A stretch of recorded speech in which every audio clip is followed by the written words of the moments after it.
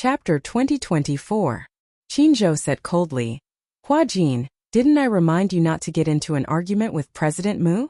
How dare you say those things in front of him? Be careful, you can't even protect yourself. Hua Jin bit his lip and said, I'm not afraid that he will do anything to me. I'm just worried that he will not treat Shirshir well. Alright, both of you. Don't let your imagination run wild. Hua Jin, you stay in the hospital and rest well. Shirshir will come back to the capital with me. No, I want to stay in the hospital and take care of Hua Jin. I will arrange for someone to take care of Hua Jin. Yun Shirshir was still stubborn. You may not be considerate enough to arrange for someone to take care of him. I will take care of Hua Jin. Qinzhou sighed helplessly. Alright. When Hua Jin recovers, let's go back to the capital together. Yun Shirshir's cell phone was broken. The police took it back as evidence, but it was difficult to repair. Hence Qinzhou spent some effort to get her a new cell phone. She called Yu and told him that something had happened in Sea City, and that she would be back a few days later. Yu was very worried and asked her what happened. Yun Shirshir was afraid that he would be worried, so she said that something had happened at work, and that she needed to stay in Sea City for a few more days. She hung up the phone. Yu's face turned cold. Mommy was lying again. She must be afraid that he would be worried, so she lied to him. In fact, the next day after Mu Wanru's incident, the media reported that someone had committed suicide by jumping off a building at the hotel. Yu had been following the film festival closely. When he saw the news, he immediately realized that his mother was staying at the hotel. After some investigation, Yu also found out that the person who had committed suicide was Mu Wanru. Why was Mu Wanru in Sea City? Wasn't she locked up in a mental hospital? What on earth had happened to her? Yu was very sensitive and immediately connected her to her mommy. He made many calls but no one picked up. She called her father, but Mu Yaja's phone was turned off because he was on the plane. It was not until Yun Shirshir's phone call that the little boy was convinced that his mommy probably had something to do with this matter. As for this case, the Mu family sent someone to handle it. Naturally, the suspicion on Yun Shirshir was dismissed. This piece of news only appeared for a short period of time before it was quickly replaced by other news. Needless to say, it must be the work of Huanyu's public relations team. Even the slightest bit of negative news was not allowed to appear in front of the public. Although Yun Shirshir was innocent, once she was involved in such news, it was inevitable that the public would overinterpret it. Therefore, Huanyu was in a mess. It could be said that they were in a terrible fix because of this matter. On the second day after the film festival ended, the media published articles that pointed to the dark secrets behind Lin Ji's Best Actress Award. The Best Actress Award that originally belonged to Yun Shirshir was intercepted halfway by Lin Ji. Yun Shirshir did not care. But who was Qinzhou? How could he let it go so easily? Even if he lost the Best Actress Award, he would use the articles to trample on Lin Ji. Lin Ji dared to touch Yun Shirshir's crooked brain. Huanyu was not to be trifled with. They would not stop until she was splashed with ink. Lin Ji's team quickly responded to this matter with a statement. They tried their best to prove their innocence. Chapter 2025. This incident eventually alarmed the Golden Eagle Festival officials, who came forward to admit that there was a mistake in the award ceremony. Due to a statistical error during the voting, there was a dispute among the judges, which resulted in the wrong award being given out. Lin Ji's side was slapped hard in the face and was extremely embarrassed. The follow-up of the matter was that Lin Ji's side issued a letter of apology, and the public relations team said that because of the official mistake, they were willing to respect the wishes of the officials and give the award to Yun Shirshir. Give? Huanyu's side immediately expressed their stance. We don't care. Even without the Best Actress Award, Yun Shirshir's ability was obvious to all. The audience's recognition was the highest praise, and no number of awards could compare to it. This battle had been fought beautifully. The fans were especially contemptuous of Lin Ji's side's behavior and boycotted. Of course, this was all for later. After Mu Yaja returned to the capital, the plane had just landed when news came again that after Song Enya went missing, they kept a close eye on the Song family's every move, seemingly trying to find clues. However, the news they received was that even the Song family did not know where Song Enya had gone. The Song family was in a frenzy, and they used their connections to find Song Enya's whereabouts. Jiang Qiming was in tears. Not long after she left, news came from the hospital that Song Enya had disappeared after leaving the hospital. When she left, she was wearing a hospital gown, and no one knew where she had gone. After checking the surveillance footage, it showed that after leaving the hospital, she got into a taxi. However, according to the taxi's license plate, they could not find any clues when they reached Huiguo Road. Mu Yaja sent people to investigate the latest news. Song Enya booked a plane ticket and flew to San Francisco overnight. She actually went abroad. Went abroad? Why did she go abroad instead of staying in the hospital? Did she have a guilty conscience? Could it be that she was afraid that he would pursue the matter, so she went abroad overnight? Mu Yaja guessed. Jiang Qiming found him and begged him in every possible way, hoping that he would use his power to find Song Enya's whereabouts as soon as possible. Mu Yaja snorted and said that he wanted to find her more than anyone else.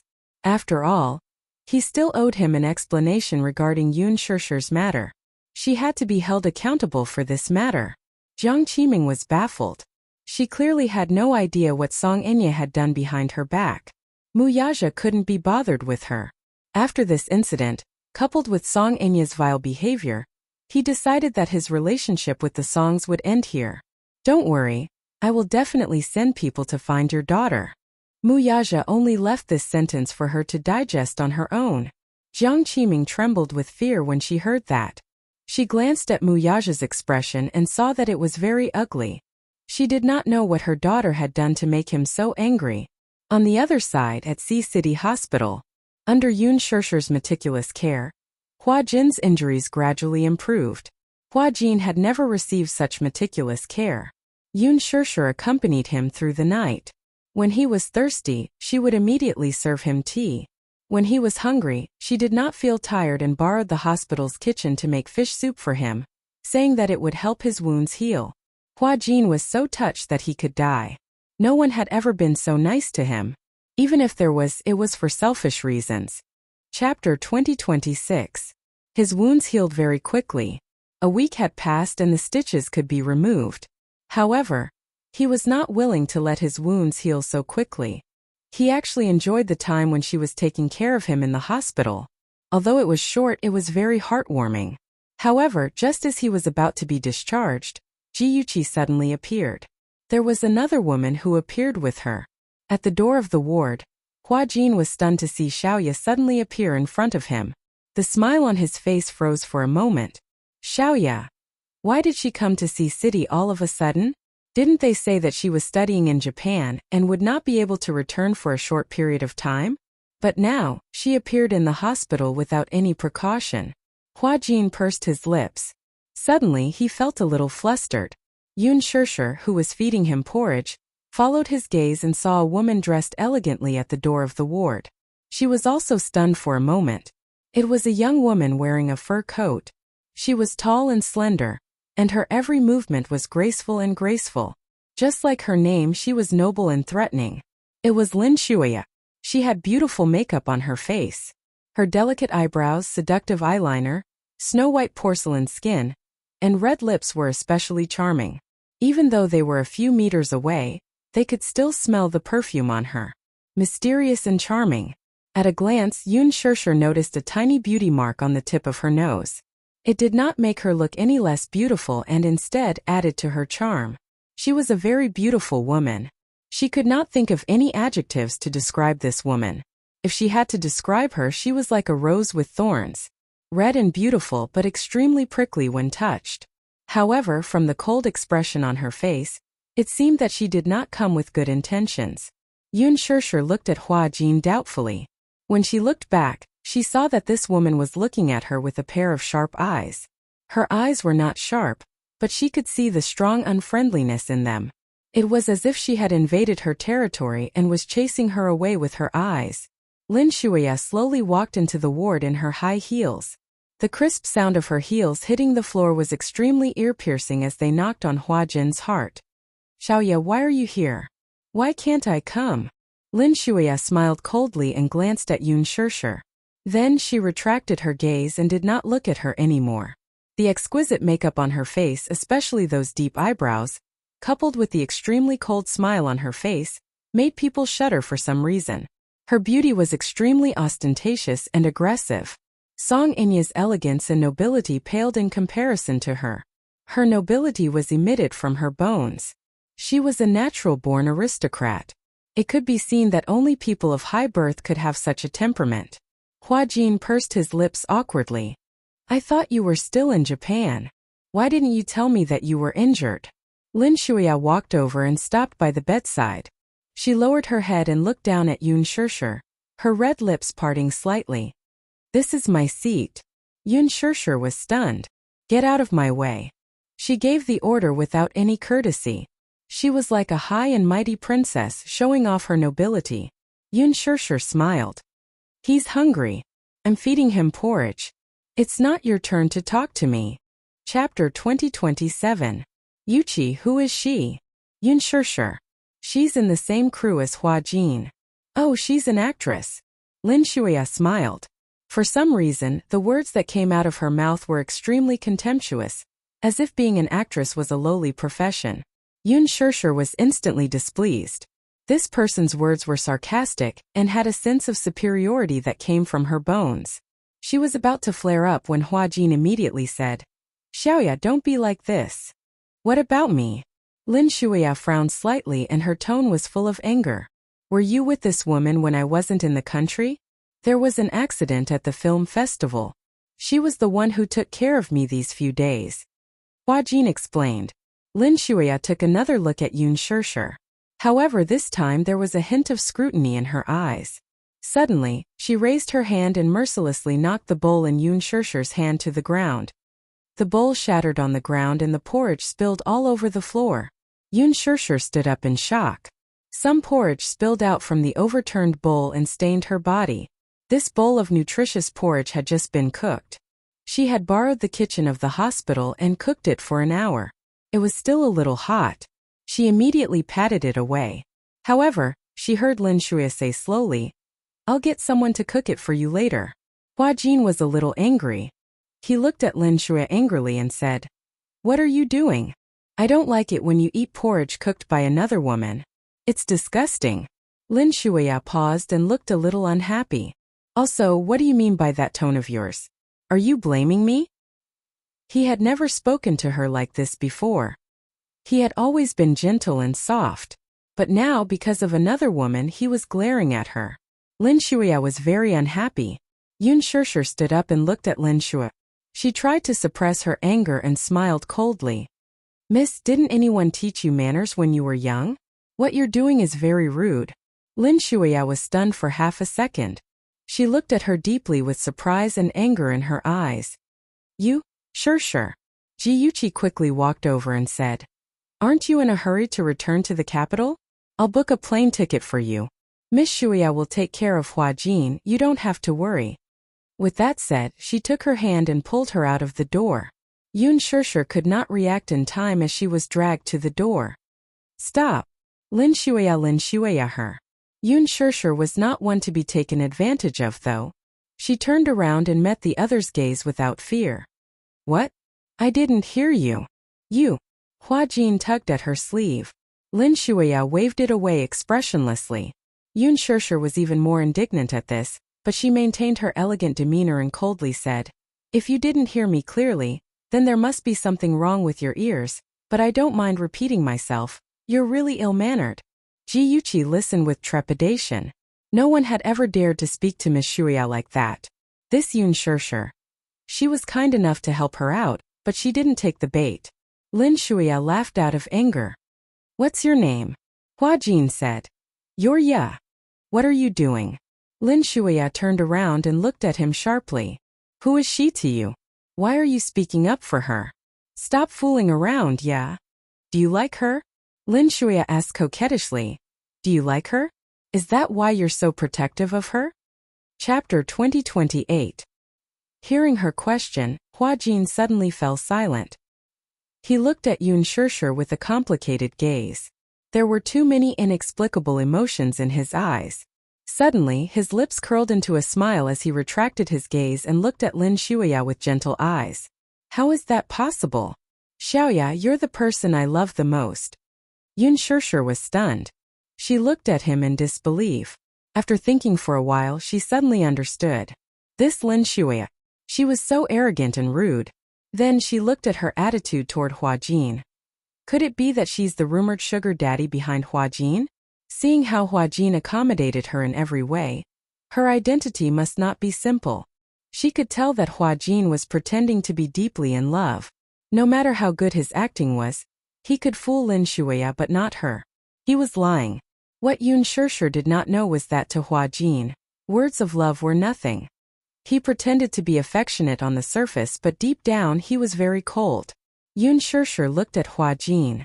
However, he smiled gently and looked at Lin Shuya affectionately again. You know that I love you the most, but you still ask me such a question to test me.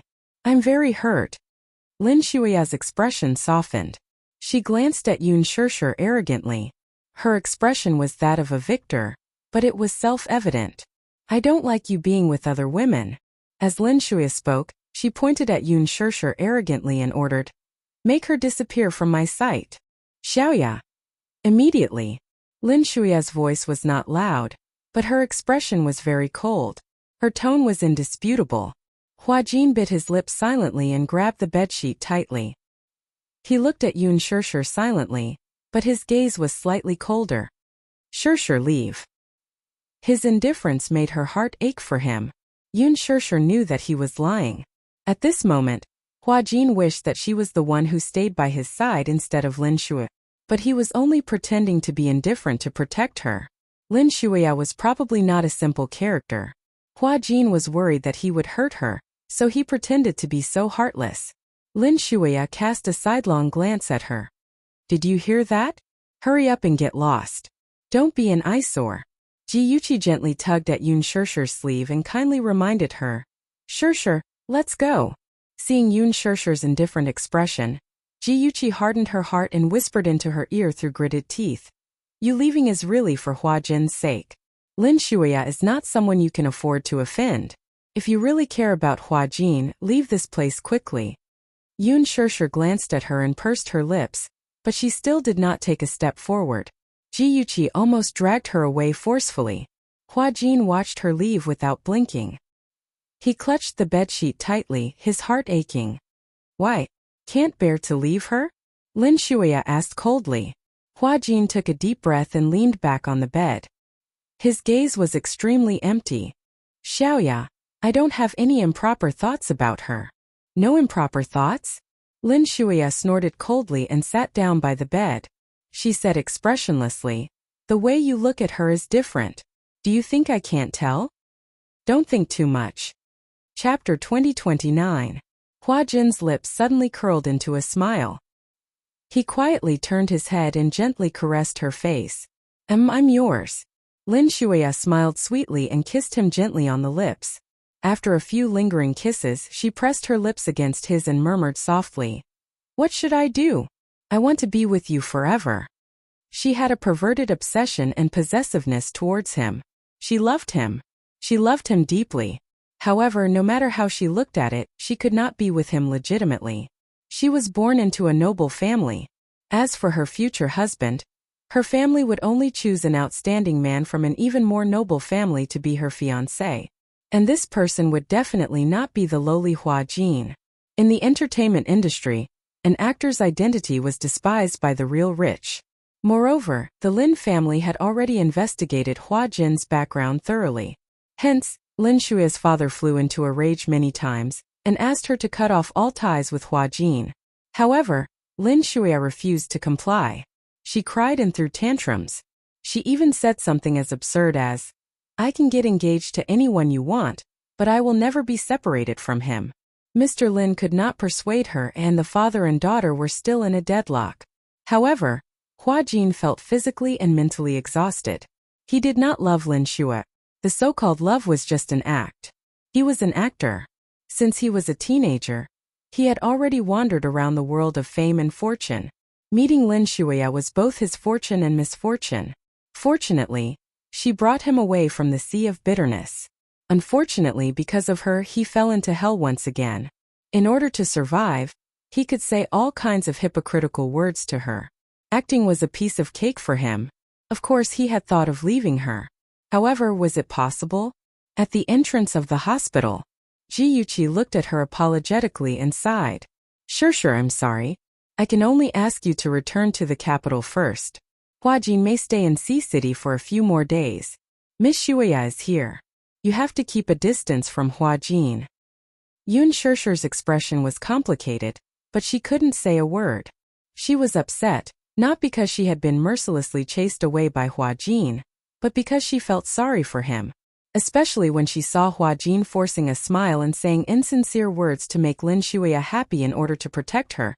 She felt as if a knife was being twisted in her heart. Why did he have to be so petty? Could it be that he was being controlled by her? Why didn't he leave her?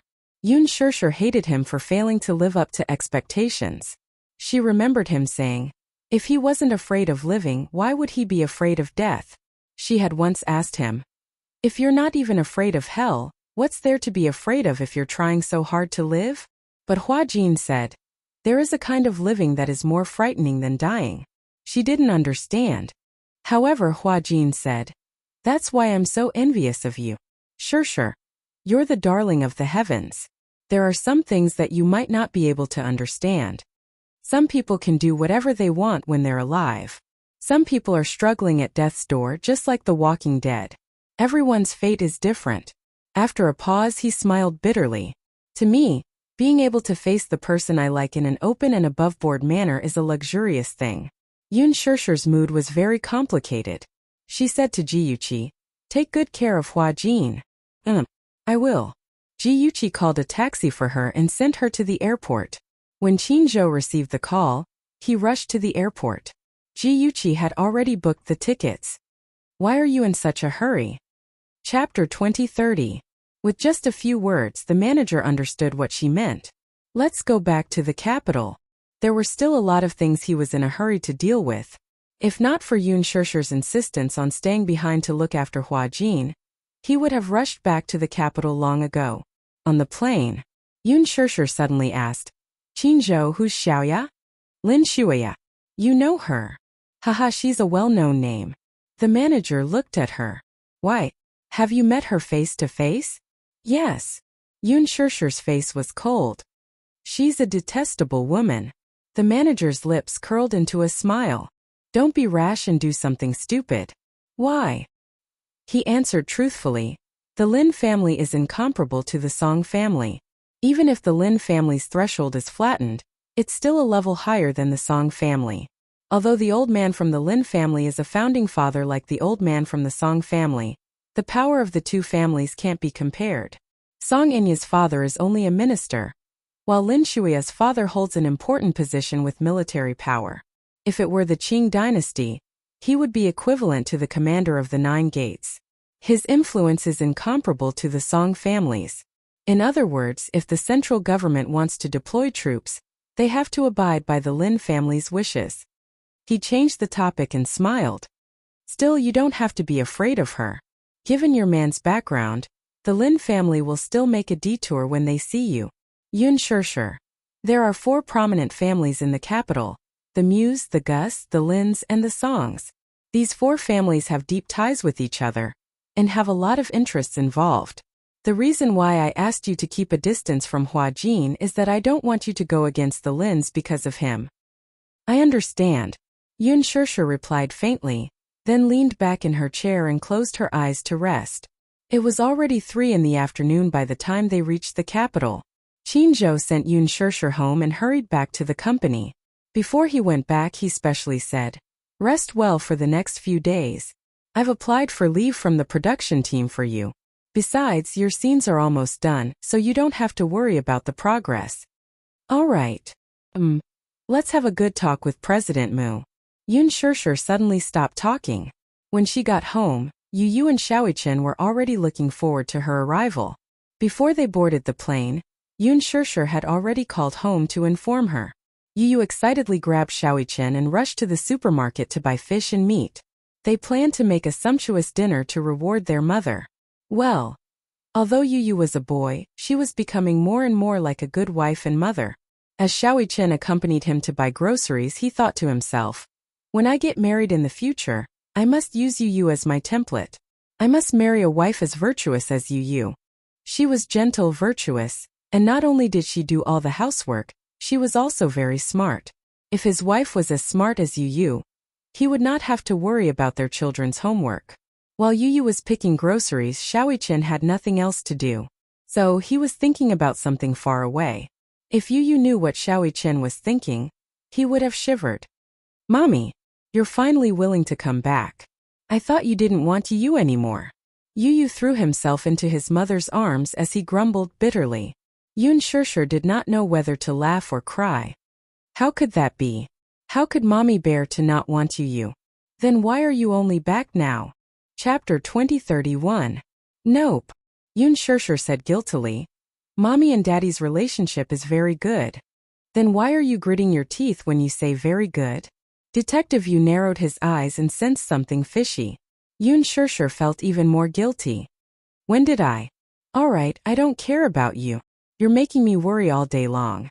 I'm going to cook. Yu ran to the kitchen and started her grand plan. Yun Shishir sat on the sofa with Xiaoqian and watched TV. Xiaoqian watched military programs with great interest. She sat beside him and scrolled through Weibo on her phone. She hadn't scrolled through Weibo for a few days and didn't expect it to explode. Life was like a drama. The news about Lin Ji stealing the Best Actress award spread like wildfire. Under Huan Yu's influence, all the major media outlets published articles on their front pages, accusing Lin Ji of stealing the Best Actress award and the shady dealings behind it. Originally, the Best Actress award belonged to Yun Shishir, but the team behind Lin Ji had sinister intentions. They did not hesitate to use underhanded means to snatch the award that originally belonged to Yun Shishir. It was as though they were robbers. Recently, the crew of Lethal Beauty had been suffering because of this. Gu Xiaoyang turned pale with anger. Halfway through the filming of the drama, the female lead had such a scandal. He was worried that when the drama finished filming and entered the post-production stage, if the publicity wasn't good enough, he was afraid that the public would boycott it. If that happened, the ratings would flop and his reputation would be greatly affected. He had put in a lot of effort into this drama so that it could be a high-quality drama. However, if it flopped because of reasons other than quality, anyone would be upset. Gu Xiaoyang even went to Huan Yu to make a fuss. He went straight to Jilin and asked about the rumors online. On Weibo, Qieba blogs, and all the major internet portals, the scandal of the Golden Eagle Festival was still published on the front page. This was obviously Huan Yu's intention to kick Lin Ji when she was down and trample her to death. Most importantly, Lin Ji was the female lead of Lethal Beauty, and Huan Yu had also invested a lot in the drama. Gu Xiaoyang immediately questioned, Huan Yu is publicizing Lin Ji's scandal. What if it affects the reputation of Lethal Beauty? He regretted it so much. He shouldn't have compromised and asked Lin Ji to be the female lead. If it was Yun Shishir, there wouldn't be so much trouble. Now the netizens on Weibo had a lot of disgust towards Lin Ji. They even suggested that when Lethal Beauty was aired, they would boycott and never watch a movie with that bitch. Gu Xiaoyang was so angry that he almost vomited blood. However, Jilin said lightly, if the TV series is good and attractive, how can the audience resist it? Are you sure? Gu Xiaoyang narrowed his eyes in disbelief. It's not like there hasn't been such a precedent. Previously, the A-lister Wen Zhang cheated on Yang Di after marriage and it was a big deal. After that, the audience boycotted all the dramas that Yang Di starred in. Now, a few years have passed and Yang Di is still not popular. Can you say that an artist's scandal doesn't affect the reputation of the drama? Chapter 2032. Gu Xiaoyang was speechless. With Shishir's identity as a victim, and the fans she gained from the Green Apple, it's enough to support the show's ratings. Besides, other than Lin Ji, there are so many A-listers in the production team. What's there to be afraid of? What's more, the audience was just here to watch a good show and didn't mind blowing things up. We'll just treat it as a publicity stunt. This way, we'll have a hot topic and a gimmick. Huan Yu was very confident. The audience said they didn't want to watch it, but what about after it was aired? Now that everyone knew that Yun Shishir and Lin Ji were archenemies, the audience would be very interested to know what kind of TV series these two would star in. Huan Yu was also thinking from this perspective. Firstly, trampling on Lin Ji now would, in a sense, allow the production team of Lethal Beauty to ride on the hype. Secondly, because of this incident, Yoon Shurshur received a lot of attention. With this attention, the show would definitely be a hit. After all, the catfight was so exciting, the show would be even more exciting. Ji-lin had been in the industry for many years and was very experienced. He had a good grasp of the audience's thoughts. Moreover, how many netizens would say they were boycotting the show in real life? How many of them would there be among the more than 1 billion people? It wasn't even worth mentioning. Most of them said they didn't want it, but their bodies were honest. Most of the audience for the show rarely went on Weibo. They only cared about the quality of the show, and didn't care about anything else. It was fine as long as it looked good. This would only be beneficial to Yoon Shurshur. It was the best opportunity to improve her favorability. Missing out on a best actress and gaining reputation was not a loss. Gu Xiaoyang was rendered speechless. Ji-lin said, "Focus on your show." Then he invited him to leave. However, Lin Ji's scandal was still very lively online. Lin Ji's side had already posted 5 statements and apologies, but Yoon Shurshur didn't say anything on Weibo. The netizens collectively didn't buy it. Yoon Shurshur was speechless as she scrolled through Weibo. It turned out that the feeling of being protected by fanatical fans, it was so complicated. On one hand, she was touched. On the other hand, she was helpless. Some of the brainless fans ran to Lin Ji's Weibo to curse and were banned by the system. They created accounts again. They came aggressively. Yoon Shurshur didn't know whether to laugh or cry. She opened her homepage and browsed through the comments left by the netizens. Suddenly, a comment caught her eye. "Mistress. Evil mistress. Only die-hard fans like you would like such a bitch. Do you know who Yoon Shurshur's backer is? Don't be fooled by her innocent and harmless appearance. She is the third party who has pushed out the fiancé of the Mu family's heir, Mu Wanru." Yoon Shurshur was shocked. Even though this netizen's comment section was full of criticism, Yoon Shurshur was still unsettled. Who was this person? How would she know about her relationship with Mu Yaja? In the industry, not many people knew about her relationship with Mu Yaja. Could it be that there was a mole? Who could it be? Could it be Lin Ji? Yoon Shurshur suspected that Lin Ji had used a fake identity to maliciously slander her. Forget it. What a clown. Yoon Shurshur was still in shock at the thought of Mu Wanru. After Mu Yaja rushed back to the capital, he had a short call with her. He only said a few words and didn't say anything else. However, Qin Zhou said that Mu Yaja had returned to the capital early to deal with Song Enya's matter. Chapter 2033. Song Enya's bizarre disappearance had thrown the Song family into chaos. For some unknown reason, Song Enya had mysteriously disappeared without a trace. She did not know what had happened either. After Yu finished cooking, he saw Yoon Shurshur sitting there in a daze. He walked over and gently flicked her forehead. "Mommy, what are you thinking about?" Nothing." Yoon Shurshur pouted and rubbed her forehead. "It hurts. I see that you're in a daze. You don't look too happy." Yu was meticulous and could tell at a glance that Yoon Shurshur was a little unhappy. Yoon Shurshur shook her head and did not say anything. In her heart, Yu was just a child. What could he know? There was no need to affect a child's mood. Yu sighed inwardly. It seemed that Daddy had made Mommy angry again. He felt at a loss. He knew very well that no matter how much he doted on Mommy, it could not compare to a gentle word from Daddy. He understood what his Mommy wanted. He could not give it to her. Moreover, as a junior, it was not appropriate for him to intervene in the matter between Daddy and Mommy. Intervening would only make things worse. It was better to let the two of them settle their own matters. Although he was unhappy, he could only pretend that he did not know. The little guy was young, but he was very perceptive. He only smiled and did not expose her. Instead, he said gently, "Mommy, let's eat. Daddy, that bad guy, is probably still busy in the company. Let's not wait for him." "Has he been coming home very late these few days?" "Yes.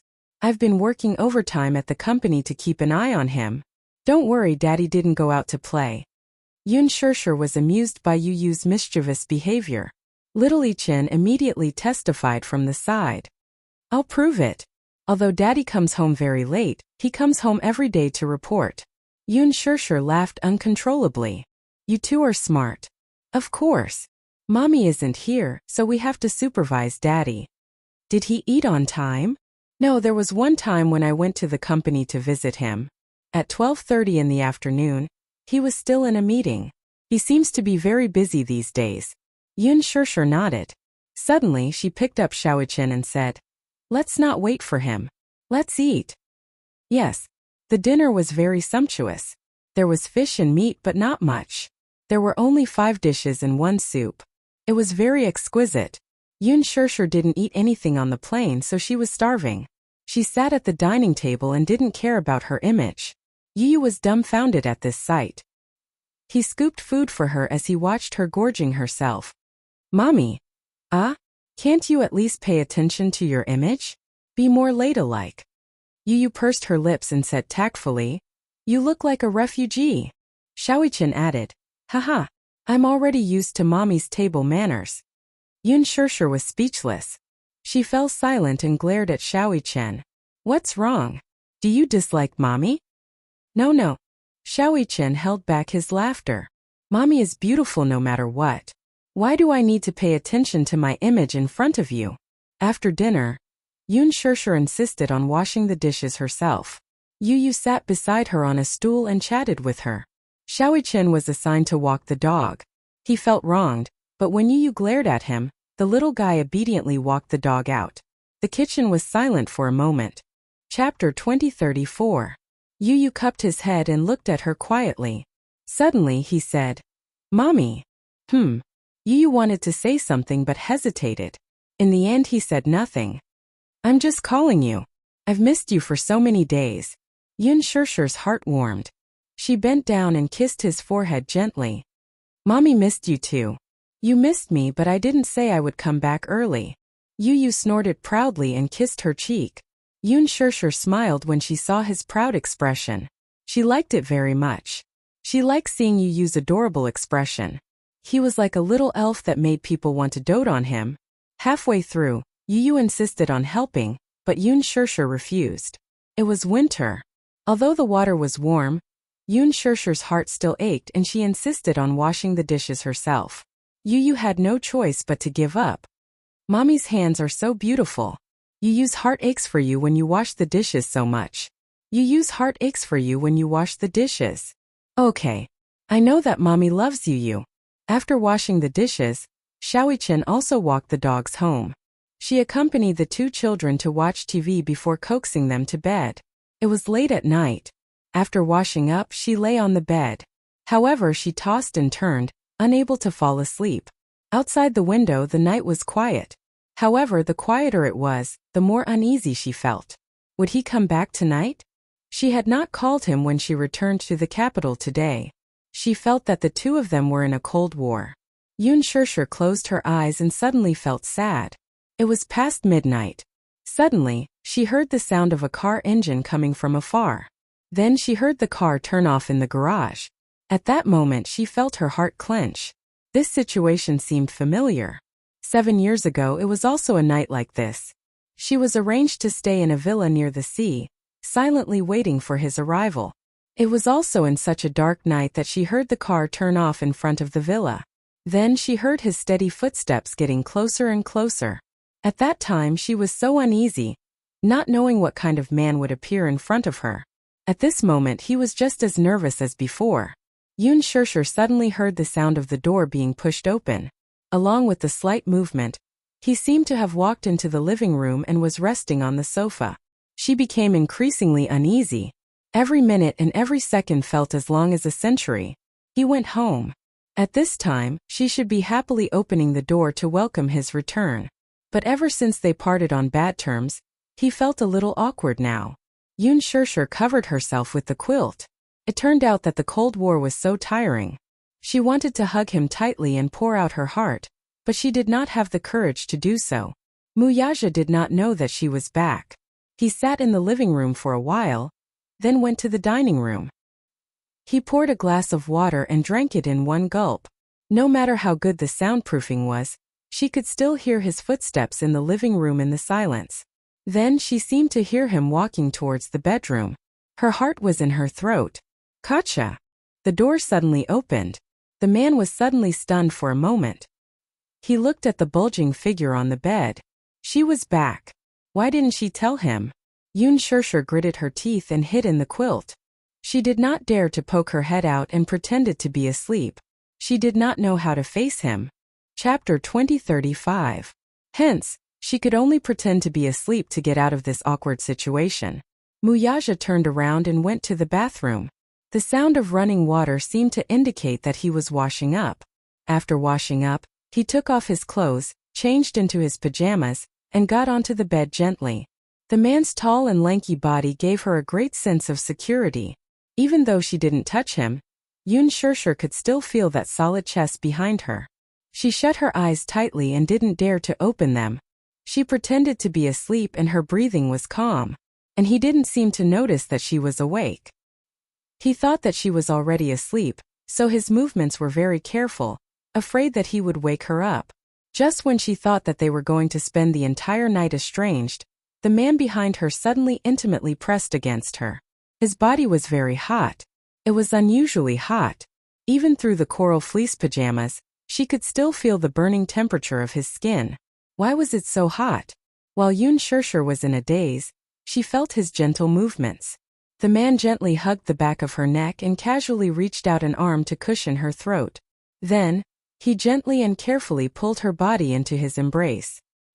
His other arm circled around her waist and trapped her in his embrace. Yoon Shirshir was so nervous that her body stiffened. She didn't dare to move. The man seemed to notice that her body was slightly stiff. He was a little surprised and thought that she was frozen. The temperature was extremely cold at night. Even though the heater was turned on in the room, her body had always been weak and she fell sick easily. He knew her well. Once the workload was slightly heavier, her body couldn't take it anymore. If she didn't take care of herself, she would fall sick. Muyaja hugged her closer, trying to warm her with his body's temperature. Yoon Shirshir still had her eyes closed and didn't dare to move. She was still a little angry with him. Hence, when he wanted to hug her to sleep, she didn't seem to want to cooperate at all. She deliberately acted awkward and pretended to talk in her sleep. Then she pounced on the empty space on the other side of the bed. Muyaja helplessly curled his lips and hugged her waist to prevent her from moving. After tossing and turning for a long time, the man finally realized that something was wrong. The woman in his arms was not asleep at all. She was still awake, but she pretended to be asleep to deal with him. He could tell that she was still angry with him. Even if he deliberately tried to get close to her and curry favor, she didn't seem to buy it at all. She kept running to the other side, wanting nothing more than to get as far away from him as possible. Little idiot! Was she holding a grudge against him? In the darkness, Muyaja's black jade-like handsome eyes narrowed slightly as he stared at the woman in his arms who was pretending to be calm. It was obvious that he had seen through this fellow's awkward thoughts, but he didn't know what to do. He really didn't know what to do with this woman. After remaining silent for a while, he finally spoke. He's awake. Yoon Shirshir didn't say anything and didn't want to talk to him. She was angry, but because of him, she couldn't vent her anger. She could only hold it in and bear with it. She could only use this little trick to silently accuse him. Muyaja saw that she was ignoring him, but he wasn't angry. He lowered his head and gently kissed her forehead. Yoon Shirshir suddenly turned her face away and avoided him silently. She intentionally avoided him. Chapter 20:36. The man fell silent again. Since you're awake, there's no need to pretend to be asleep. Despite his words, Yoon Shirshir remained indifferent with her eyes tightly shut. Little thing. She needed to be taught a lesson. With this thought in mind, the man leaned over slightly and gently covered her with half of his body. Since she was pretending to be asleep and unwilling to face him, he would make her wake up. His large palm reached under her clothes and traced her tender and smooth skin all the way up. His body was boiling hot, but his fingertips were slightly cold. When they brushed across her skin, it made her shiver uneasily. Yoon Shirshir suddenly grabbed his arm. In the darkness, she slowly opened her eyes. Under the moonlight outside the window, her pupils were like agate, shining with a glittering luster. You're finally willing to wake up? Muyaja's lips curled into a smile. Yoon Shirshir, however, asked coldly, "Why did you come back so late?" "I had a dinner with a few directors tonight." Yoon Shirshir asked again, "Why didn't you call me these past few days?" He said calmly. You're angry. Yoon Shirshir felt a pang in her heart as tears welled up in her eyes. She widened her eyes and retorted. Is this the reason? Sounds so pompous. Can you ignore me just because I'm angry? So you're giving me the cold shoulder? Muyaja was silent. She sucked in a deep breath of cold air before continuing. I admit that my tone was a little harsh that day, and it may have hurt you, but aren't you the same? Since she had already said this, she might as well vent all the unhappiness that had been buried in her heart for the past few days. Is this how you treated Song Inya before I showed up? When she was angry, or when she was being unreasonable, would you also give her the cold shoulder? Ignore her? Muyaja did not say anything and did not even give a basic explanation. Yoon Shirshir smiled coldly. It can't be like that. You can be patient and coax her, let her be arrogant and willful, but… From Song Inya's words, she learned that Muyaja's love for her was almost limitless. No matter how arrogant, willful, or unreasonable she was, he would tolerate it. But why? But he treated her like this. How unfair. She was his wife. Regardless of whether it was emotionally or nominally, she was his rightful wife. What grave mistake did she make that he had unscrupulously neglected her for so many days? She was restless and suspicious every day. She did not know what he was thinking. She did not return to the capital. On one hand, she wanted to take care of Hua Jin. On the other hand, she did not know how to face him when she returned to the capital. Yoon Shirshir endured the bitterness in her heart and asked word by word. Am I not worthy of your love?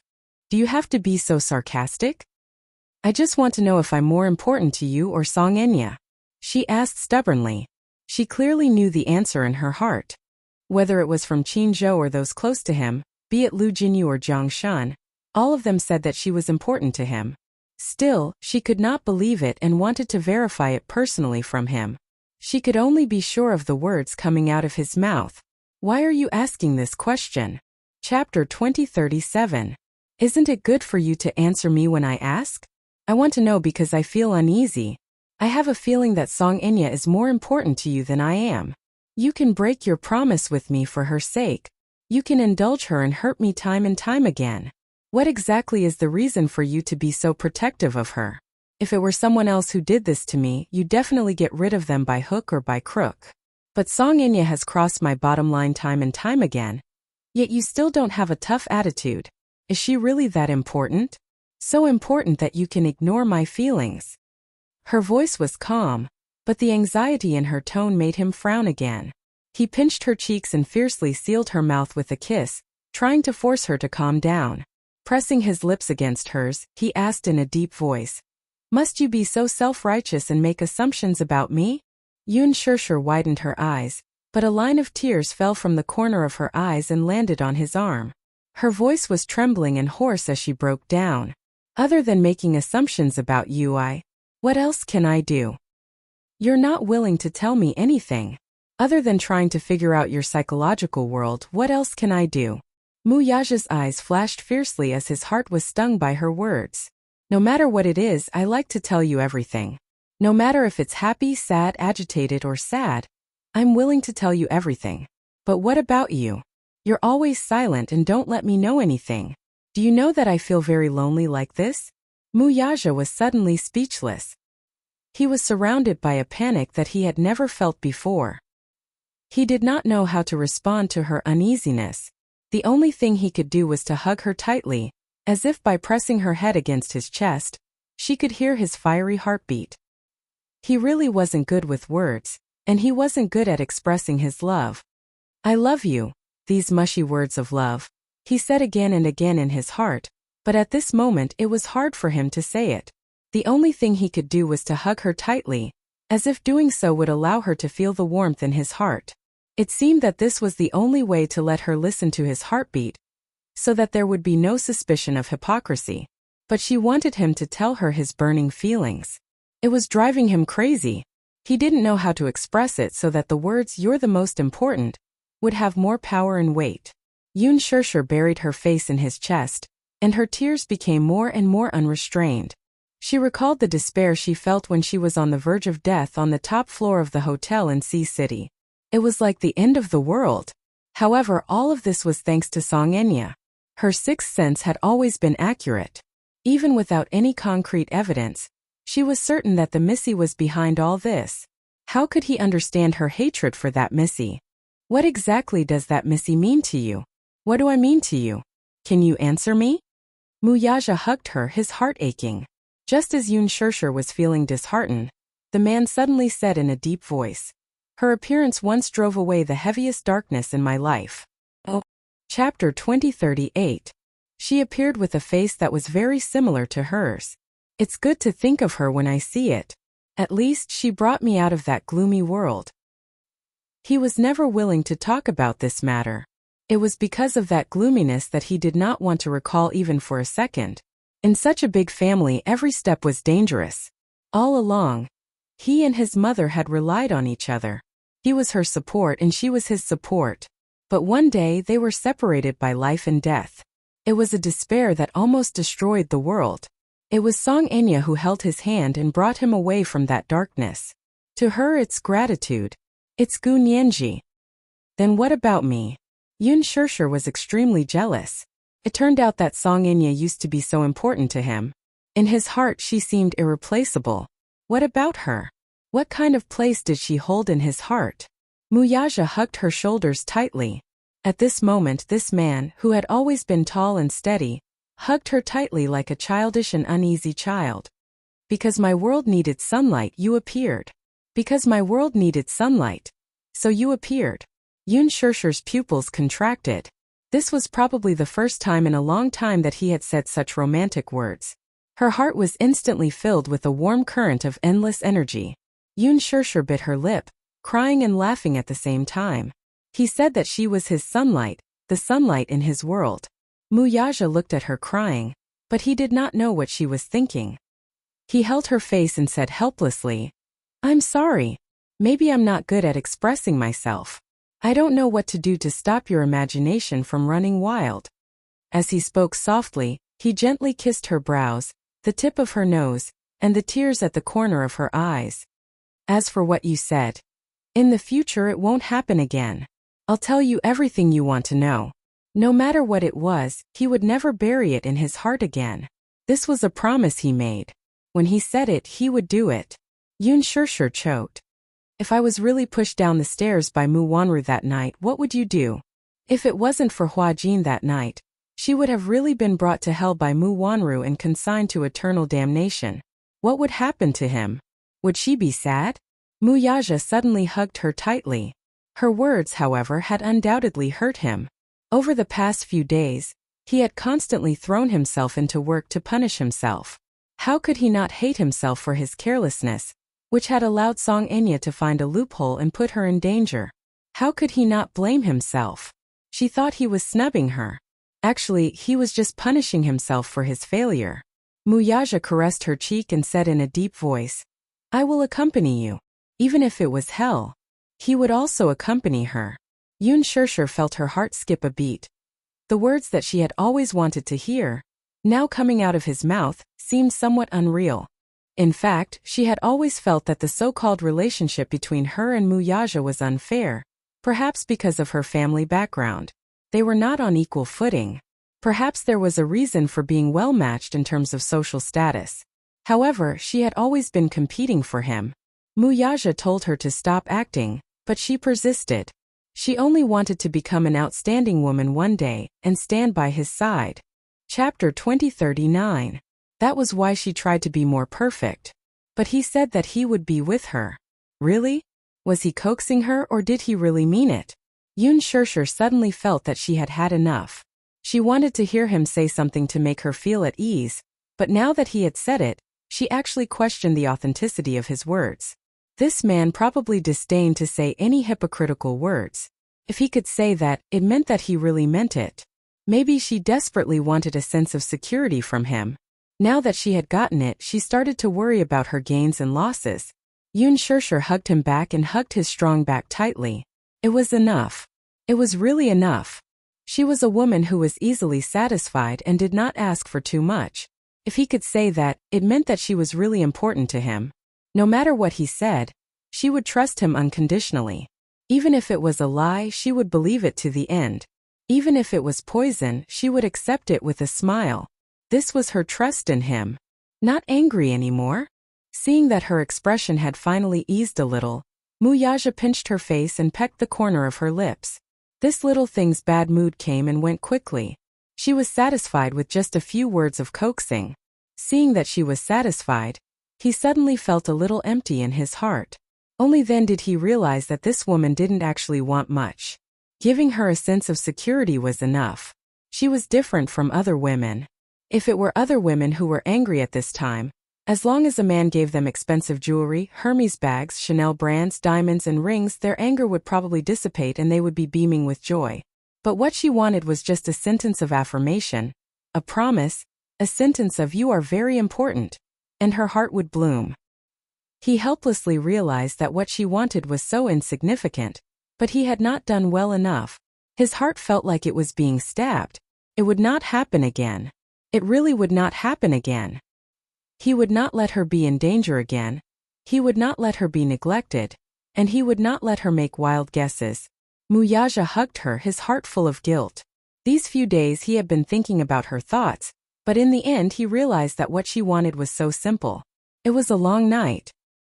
He hugged her and coaxed her, and the two of them fell asleep in each other's arms. Early in the morning, Yun Shishir opened her eyes and woke up, but the bed was empty. The man had already left. Wuxia woke up very early. At 7 o'clock in the morning, he hurriedly got up and left a good morning kiss on her forehead. After washing up, he went out. These days the crew was on holiday, and Qinzhou was also very busy. It was rare for her to have some free time. Yun Shishir thought that she should make up for the fatigue from the previous few days, so she turned over, wrapped herself in the quilt and fell asleep again. Mu Corporation's building. When Wuxia arrived at the office, Minyu had been waiting for him for a long time. As soon as he entered the office, Minyu rushed up to him. "Chairman Mu, there's news." "Speak." "She is now in Baltimore, Maryland. Her itinerary has been controlled, but please rest assured that the people we sent did not alert her. They are currently monitoring her every move." Wuxia sat down at the table. "Baltimore, Maryland? Where is she?" Chapter 2040. Wuxia's eyes shot up sharply. "Impregnation? Yes. Are you sure?" "I'm sure." Minyu looked left and right before he suddenly walked over, bent down and whispered a few words into his ear. Wuxia's face turned colder, and his eyes emitted a heart-palpitating chill.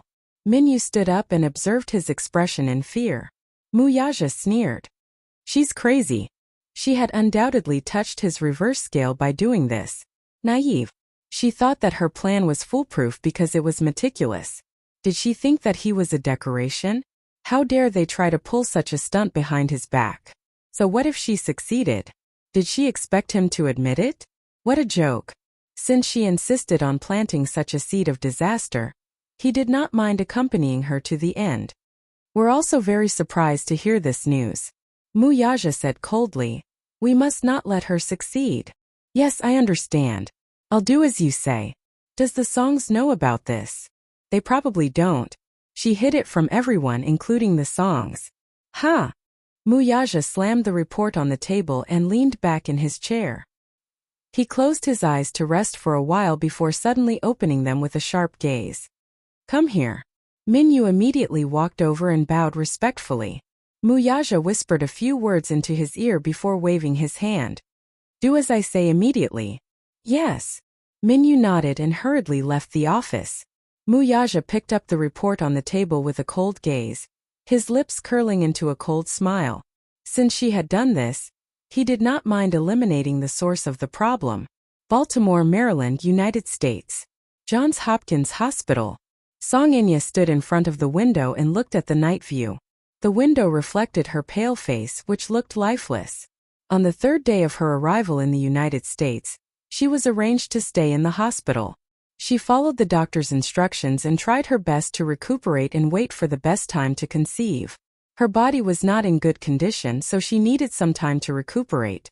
However, she was worried that the longer they delayed, the easier it would be for them to be exposed. She had to finish this before he did. She knew that this time it was all or nothing. There was no room for failure. In fact, she already had a plan for this. She was just hesitating whether she should do it or not. However, after that experience and witnessing Muyaja's ruthlessness, she made up her mind that even if it meant risking everything, she would still carry out this matter. She did not alert anyone, not even Song Yunqi and Jiang Qiming. She left the hospital and quietly boarded a flight to the U.S. She was determined to leave without hesitation. This idea didn't pop up in a single night. In fact, before this, she had already laid out a detailed plan and arranged everything properly. With her identity, it could be said that her path was unimpeded. There was no resistance at all. Relying on her powerful connections in the country, she almost effortlessly got what she wanted. Now, she just had to wait for the right time to recuperate and undergo artificial insemination at the best time to conceive. She thought that everything was foolproof. Everything was going on nervously and orderly. She would not allow anyone to get in her way. This matter could only succeed and not fail. She had no way out. She could only move forward without hesitation. There was a knock on the door. Chapter 2041. Come in. She stared out of the window with a deep gaze. Behind her, the door opened and a doctor with brown hair and blue eyes slowly walked in. He stopped beside her and asked in a deep voice, "Madam Song, are you resting?" "Yes." The doctor immediately apologized tactfully. "I'm really sorry to disturb you." "It's all right." She turned around and smiled elegantly, showing off her red lips, white teeth, and bright eyes. "How's it going?" The doctor smiled. "I took the liberty to disturb you because of this matter." "Yes, please go ahead." The doctor said tirelessly. "According to what you said, everything is progressing very quickly. However, because the semen is stored at an ultra-low temperature in a liquid nitrogen tank at -170 degrees Celsius, the chances of a successful pregnancy are extremely low. This depends on the quality of the sperm. Furthermore, the artificial insemination can only be completed by relying on complicated equipment and high-intensity technology." Hearing this, she suddenly became nervous and stared at him. "Are you saying that the chances of success are very low?" "Yes." "How low?" She was so nervous that she no longer had her elegant demeanor. She grabbed the doctor's collar, eager to know how low the chances were. The doctor maintained his good demeanor and comforted her uneasiness. "Madam Song, I can understand how you feel. Please calm down. The success rate is low, but it's not as difficult as you think. It's about 40%. In other words, the chances of me conceiving a child are only 40%. She widened her eyes, somewhat unable to accept this. The doctor nodded and pushed the spectacles on the bridge of his nose before explaining. "In addition, your body is weak. Even if the sperm enters your body, it won't be able to complete the union. In other words, part of the reason for such a low success rate is because of your weak body." She bit her lower lip hard. "Fortunately, this gentleman's sperm is very good and is in good condition. However, I'd like to ask if Madam Song can accept IVFET if there's really no conditions." IVFET. Embryo transfer. She had never heard of it before. The reason she knew about artificial insemination was mainly because Muyaja had planned to use this technology 7 years ago to select an excellent surrogate mother to give birth to a child through artificial insemination. Yun Shirshir was selected at that time, but the report stated that she was not suitable for artificial insemination, and the success rate was very low. Song Inya was very surprised when she learned about this. Not long ago, he suddenly remembered this matter. Thus, for some unknown reason, he wanted to stake everything on this one throw and bet all of his chips on this. IVF, though? She did not know. IVFET is also known as test tube baby in your country. To put it simply, it means to take the eggs and sperm out of the body and let them complete the fertilization process in an artificially controlled environment outside the body. Once the fertilization process is successful, the early embryos will be transplanted into your uterus, and the child will be conceived in your uterus. However, there is one thing that I need your opinion on.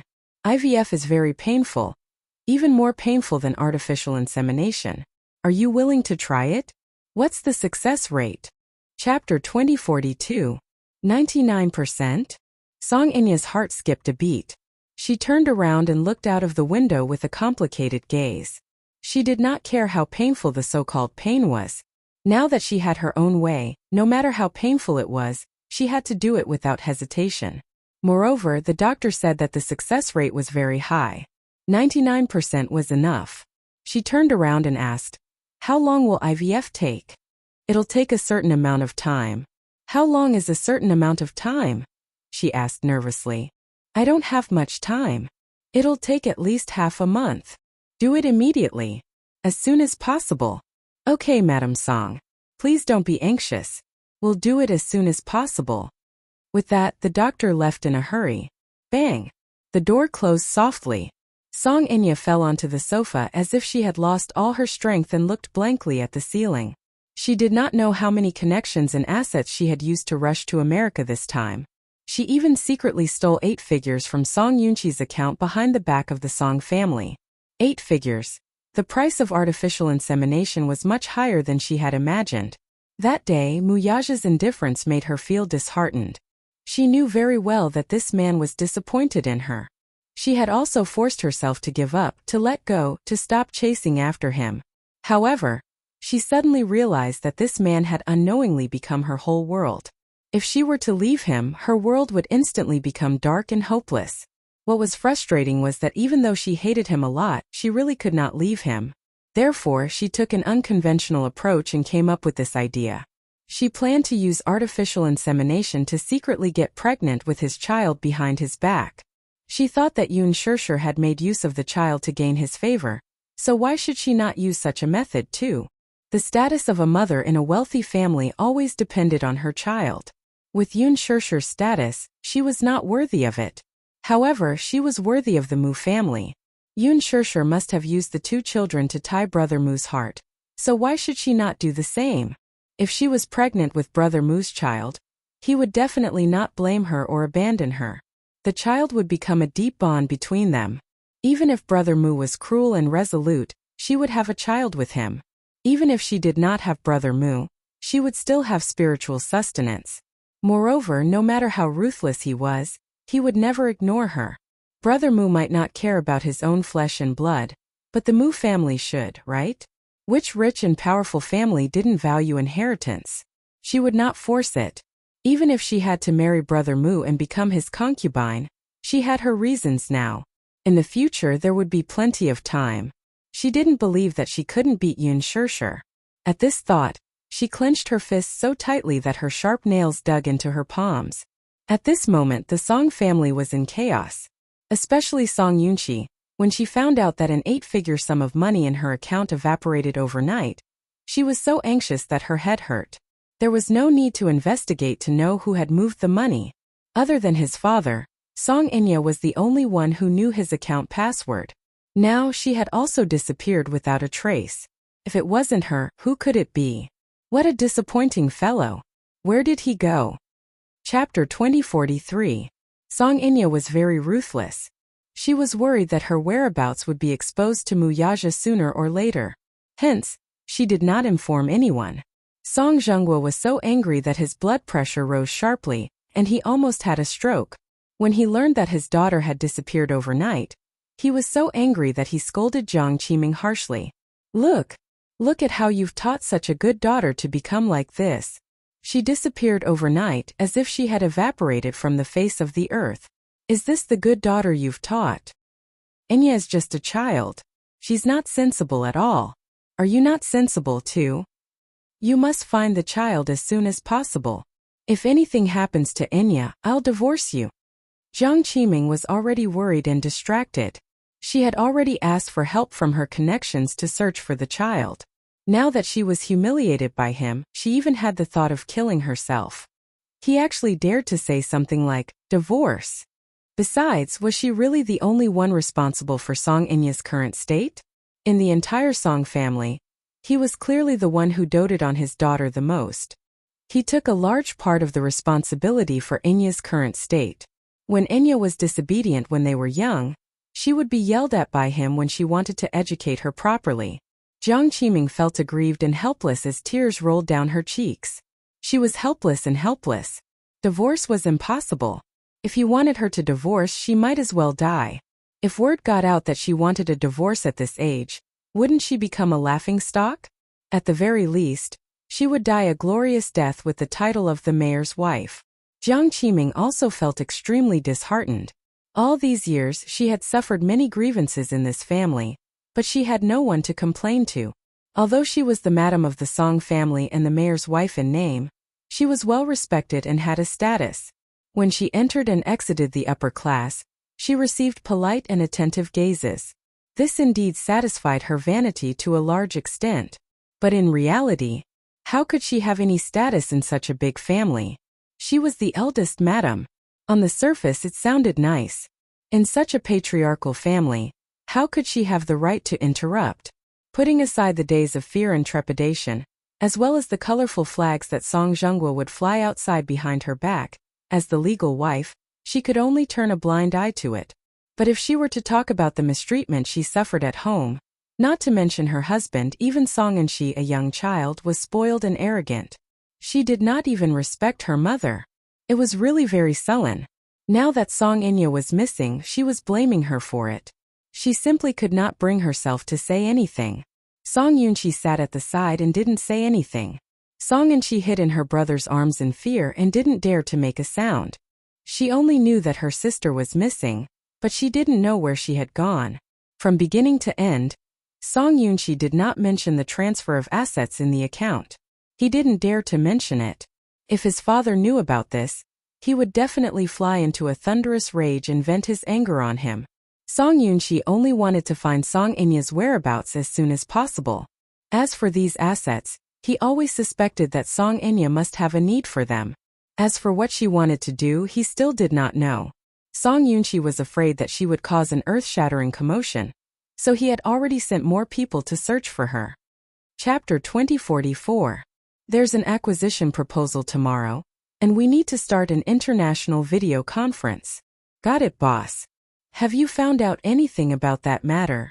Yes. Min Yu nodded. 7 years ago. Do you still remember how you froze and sealed the sperm in the sperm bank? Yes. 7 years ago, a private hospital under the Mu Group was preparing to carry out artificial insemination. Everything had been prepared, and all that was left was to wait for Yun Shishir's medical report. If there were no accidents, the procedure would proceed as usual. However, at that time, Yun Shishir's body was found to be unsuitable for artificial insemination due to her physical condition. Hence they gave up on this option. The hospital sealed the sperm in the sperm bank and used a nitrogen tank to freeze and store it in case of an emergency. How did this thing fall into her hands, though? Mu Yaja looked at Min Yu suspiciously. The latter calmly said, "The person in charge of this matter has been arrested, and the investigation is ongoing." Heh. Mu Yaja coldly curled his lips and asked, "Is she still in the hospital?" "Yes. I heard that she's recuperating now. The doctor said that she's a little weak. I also heard that the doctor is going to arrange for her to undergo artificial insemination through IVF. Boss, do we need to stop her?" Mu Yaja's eyelashes drooped expressionlessly before he suddenly smiled deeply. "No need." The assistant was stunned. "Boss, you mean," Mu Yaja faintly said, "since she's so desperate to have a child, why don't we let her get what she wants? Did she think that she could marry into the Mu family because of her son's status? She's really ambitious. But, do as I say. Don't alert her." Mu Yaja slightly propped his chin up and gently rubbed his fingertips against his lips with a playful look in his eyes. "I'd like to see what tricks she has up her sleeve." Min Yu fell silent. "Boss, do you have to be so scheming? It's scary when you're scheming." As he thought of this, he observed a moment of silence for Song Enya again. Of all people, she had to offend his boss. Ugh, she would die a horrible death. Min Yu made a cross in front of his heart. After resting for a few days, Yun Shishir returned to the set.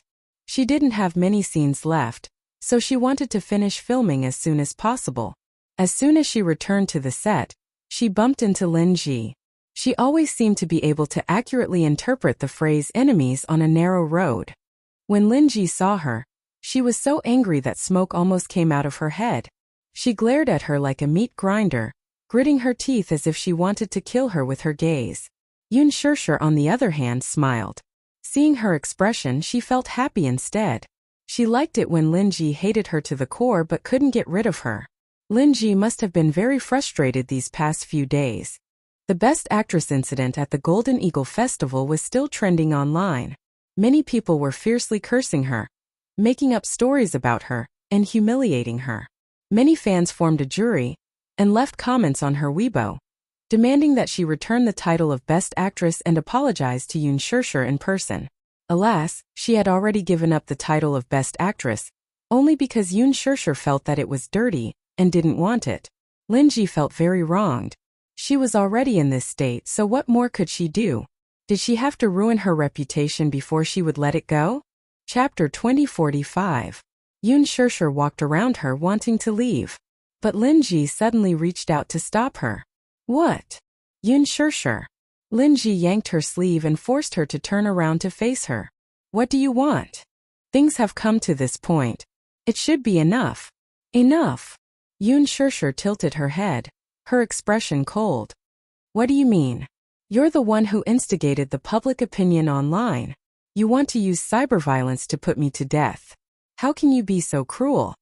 Haha. You're really unscrupulous in order to suppress me. Suppress? Yoon Shurshur laughed coldly. Lin Ji, you're really full of yourself. Who do you think you are? Do you need me to put in so much effort to suppress you? Since you've done it, you have to bear the consequences. You're really shameless to put the blame on others. Yoon Shurshur was eloquent. Lin Ji's level of education was nothing compared to hers. She was rendered speechless.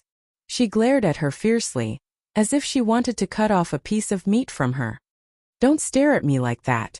Yoon Shurshur, you're still so dignified to accuse me of being shameless. What about you? Who do you think you are? You're just an actress. Do you think you're superior? Haha. I heard that you're Muyaja's kept mistress. You're an underground lover who can't be seen by others. Don't think that you can do whatever you want and be lawless just because you're in the limelight for a while. You're only in the limelight now. Do you think that you can become a phoenix just because you're related to the Mu group? A wealthy family like the Mu group won't tolerate a small fry like you.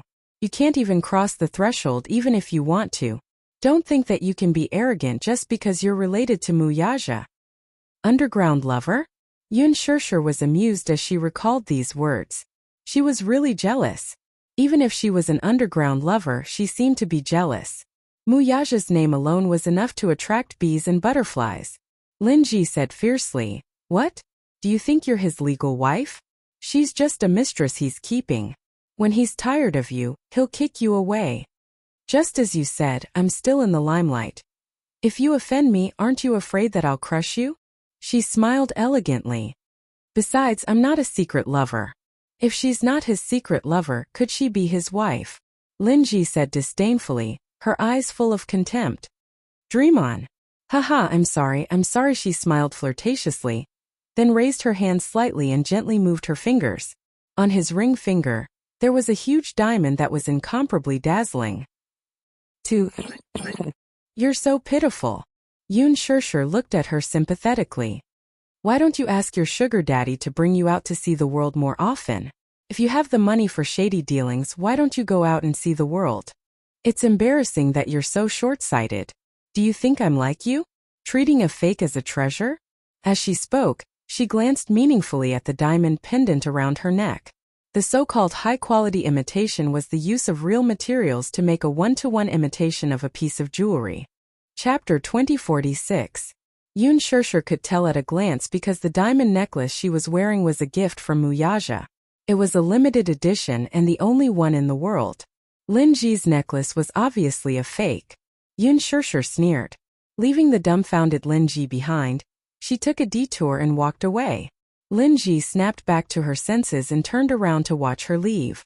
She gritted her teeth in hatred. Yoon Shurshur. Wow. Shurshur, you're awesome. You've finally shown your prowess this time. Mushi stood at the side and was extremely excited after witnessing what had just happened. She happened to pass by and saw that scene. She wanted to go up and help, but seeing how Yoon Shurshur made Lin Ji tremble in anger with just a few words, she felt relieved. Shurshur, you don't know how ostentatious Lin Ji was in the production team after she came back from Sea City. Those people in the production team were praising and flattering her. I felt angry when I saw it. You don't know how detestable she is. Alright, don't be angry anymore. Of course I'm not angry. Her. The second day after she came back, Huan Yu dealt with her. She's now a laughingstock in the production team. On the surface, they seem to be respectful, but who knows how they're laughing at her behind her back. You see, the moment you came back, she came looking for you aggressively. In the end, you gave her the cold shoulder. I think she's about to go crazy from anger. Haha. Mushi was elated. When dealing with people like Lin Ji, there was no need to be polite or give face. Yun Shirshir suddenly asked, "Where's Huajin?" Huajin. She shook her head blankly. "I haven't seen him in the production team these past few days. I think he's sick and needs to rest." "Oh, he's probably still in the hospital." She suddenly recalled the scene that day. Lin Shua, that arrogant woman. Yun Shirshir suddenly felt sorry for Huajin. Mushi looked at her in a daze and asked curiously, "Shirshir, what's wrong with you? You're thinking about something." "No." Yun Shirshir smiled and said, "I'm going to do my makeup. There are still 2 more scenes." "Yes, you don't have many scenes left. You'll probably be done in a few days." Yun Shirshir went to the dressing room to get ready. She changed her clothes and put on makeup. She had been resting at home for the past few days and went through the rest of the script. Because she was very familiar with it and her performance was on point, she basically passed it in one take. After that, Mushi and Yun Shirshir chatted and laughed as they made their way to the parking lot. The parking lot of the film city was very big, but there were not many streetlights, so the light was dim. Yun Shirshir was in the midst of joking with her assistant when she suddenly saw a stretch limousine slowly driving toward them from a distance. At first, they did not pay much attention to it. It was only when the limousine drove toward them and stopped in front of them that Yun Shirshir reacted abruptly.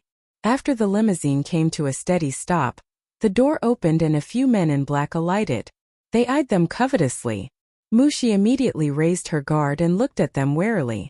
She asked coldly, "Why are you stopping the car here? Who are you?" "Yun Shirshir." A woman's cold voice came from the limousine. Yun Shirshir looked in the direction of the voice and saw an elegantly dressed woman alighting from the car with the help of someone. She recognized the woman in front of her at a glance. Mushuman. Chapter 2047. Hee. How have you been? Mushuman sneered and took a few steps toward her. However, Mushi realized that this woman's legs seemed to be sluggish, as if she had suffered some injury, for it was strenuous for her to walk. Yun Shirshir suddenly recalled that, on the day of the engagement ceremony, Mushuman had come to the scene to provoke her. In the end, she was beaten to a pulp by Gong Jie's men. She had probably never suffered such humiliation in her life, so she must be bearing a grudge against her. Now she had brought people here to cause trouble. They were probably here to get back the face they had lost on the day of the engagement ceremony. Now they had the advantage of numbers and were aggressive. It was obvious that they were not here with good intentions. Mushi panicked. She pulled Yun Shirshir and retreated a few steps as she glared at them warily. "What are you guys trying to do?" Mushuman smiled maliciously and did not want to say anything more to her. He waved his hand and said in a chilling tone, "Teach her a lesson. Teach her a lesson." As soon as he said that, a few men in black behind him immediately walked toward Yun Shirshir and Mushi. Mushi screamed in fright. Judging from their stance, they were obviously going to lay a hand on them. Oh God! Who exactly is this woman? Mushi did not recognize where this woman came from, but the men in black behind her looked like real weapons. If they were to really lay a hand on them, breaking a few ribs would be considered a small matter. Mushi said indignantly, "This is the film studio. There are so many media reporters here.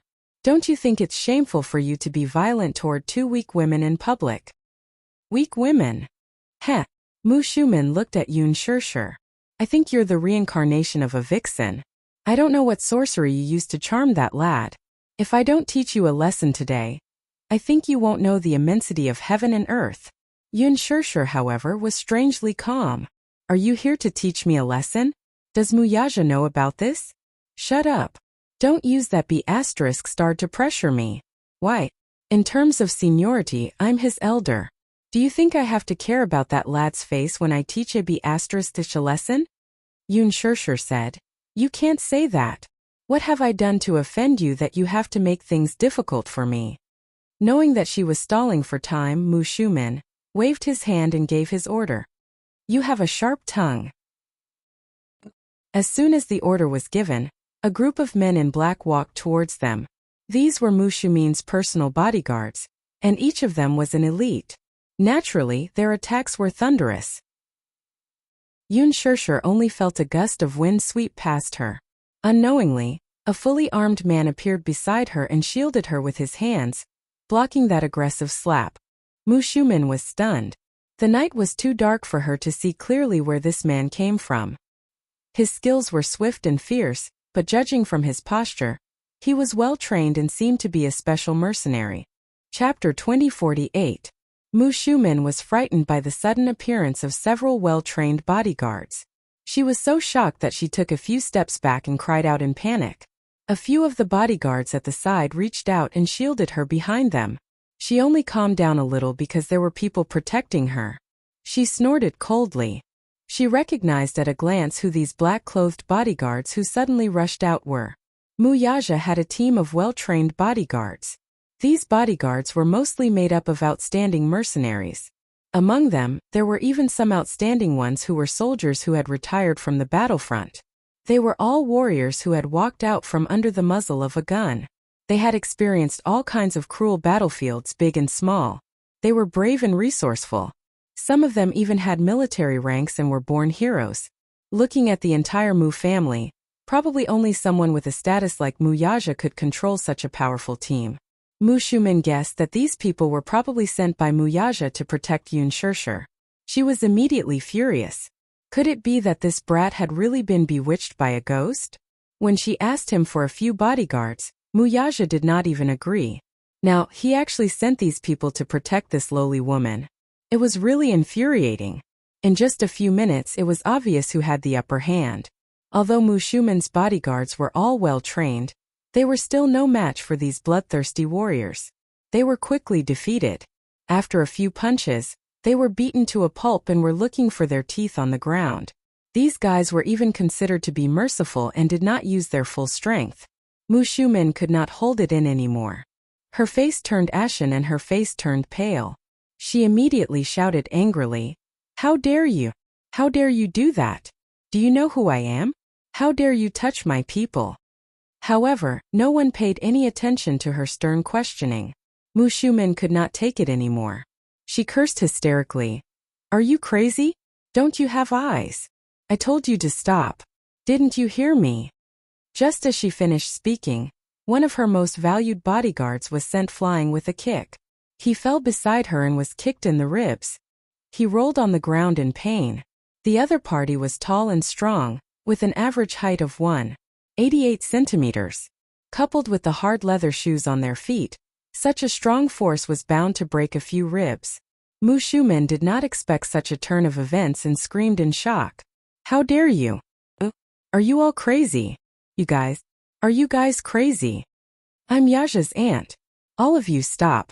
Mu Mushi, who was standing beside Yun Shirshir, was shocked by her words. Because she was not. Yun Shirshir had Mu Yaja's support, but she did not have a big shot to take care of her. How could she dare to offend her? She could not afford to offend her. A man in black from the other party stared at her with a sharp gaze. A cold glint flashed across his eyes. He was unusually fierce, like a beast eyeing its prey. His aura was terrifying. Mu Shumin was so frightened that she retreated to the side of the car. She trembled in fear from the man's terrifying aura. Chapter 2049. Although his attitude was still respectful, the meaning of his words was already very clear. Mu Shumin's face turned pale as she glared hatefully at Yun Shirshir, who was standing behind him to protect her. She only saw the latter standing expressionlessly at the same spot and looking at her calmly. This only made her feel even more resentful. When she heard what he said, she gritted her teeth. This brat's soul had been stolen by this woman. She was his elder. For the sake of a despicable woman, he dared to go against her and beat up her men. She was furious. However, now that the other party's men were all present, she knew very well that, at least for today, she would not be able to do anything to Yun Shirshir. Ever since the incident at the engagement ceremony, she had been recuperating for almost a month. Now, her injuries had not healed and she had broken a few bones. Even walking a few steps was difficult for her. After returning to the Mu residence, the more she thought about it, the angrier she became. Hence, she was determined to teach this arrogant woman a lesson. Mu Shumen had mentioned this to Mu Linfeng, but Mu Linfeng had chastised her. Are you crazy? Don't you know Yun Shishir's identity? Her younger brother is the chief commander of Hurricane Group, Gong Jia. Do you know the family behind Hurricane Group?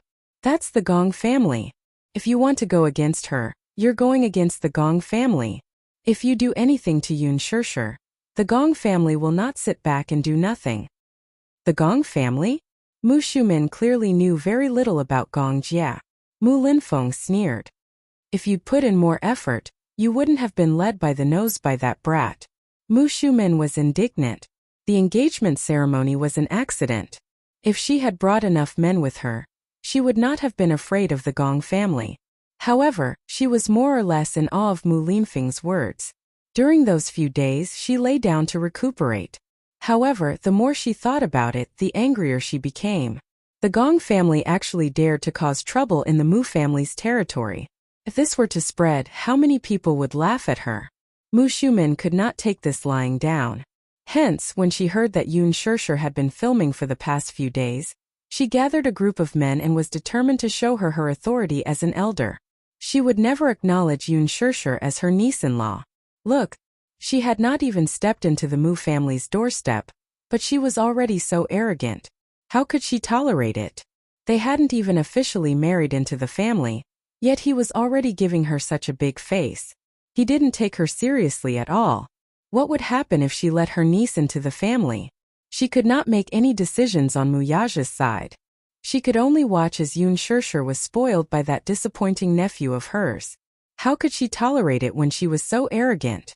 However, at this moment she was once again rebuffed. If Mu Shumen did not care about her reputation and the men protecting Yun Shishir, she would have lost control and rushed forward to give her a few slaps. Good. Good. Haha, Yun Shishir, you're really something. Mu Shumen could not take it anymore and cursed a few more times. Chapter 2050. Aunt Shumen, have you recovered from your injuries? Instead of recuperating at home, why are you looking for trouble? I advise you to hurry up and leave. Don't make a fool of yourself here. Don't call me aunt. I won't acknowledge you as my niece-in-law. Don't even think about it. Mu Shumen was aggressive and determined to give her the greatest humiliation. Alas, Yun Shishir did not buy it. With a smile she said, I'm calling you auntie on account of you being Yaja's aunt, so I'm giving you face. You can't blame me for not giving you face, can you? After pausing for a moment, she smiled arrogantly. Coincidentally, I don't want to acknowledge you as my aunt either. Calling you that makes me uncomfortable. You. Mu Shumen gritted her teeth in anger. But this young lady had a sharp tongue. Let me advise you. Don't embarrass yourself here and don't be an eyesore to me. Mu Shumen was so angry that she could not calm down. Her chest throbbed with pain. She waved her hand and ordered, Humph, let's go. Yun Shishir, don't be too smug. Don't think that you can do whatever you want just because you have that rascal protecting you. I'm warning you. The Mu family is not a place where you can step into as you wish. With me around, don't think that day will come. Humph.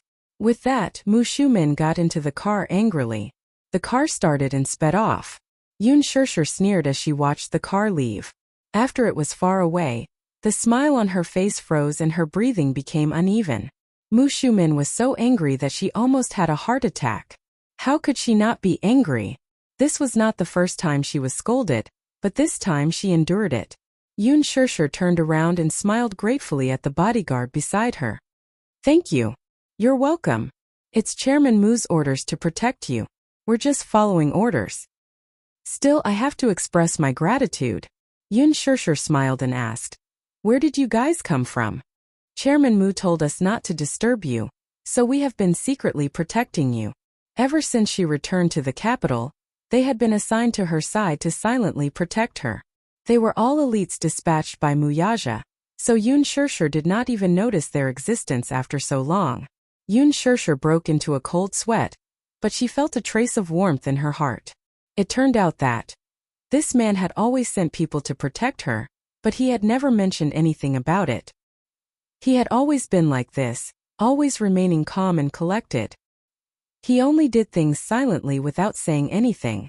Mu Xi, on the other hand, was so envious that she whispered, Sure, I'm so envious of you. Theo Mu dotes on you so much.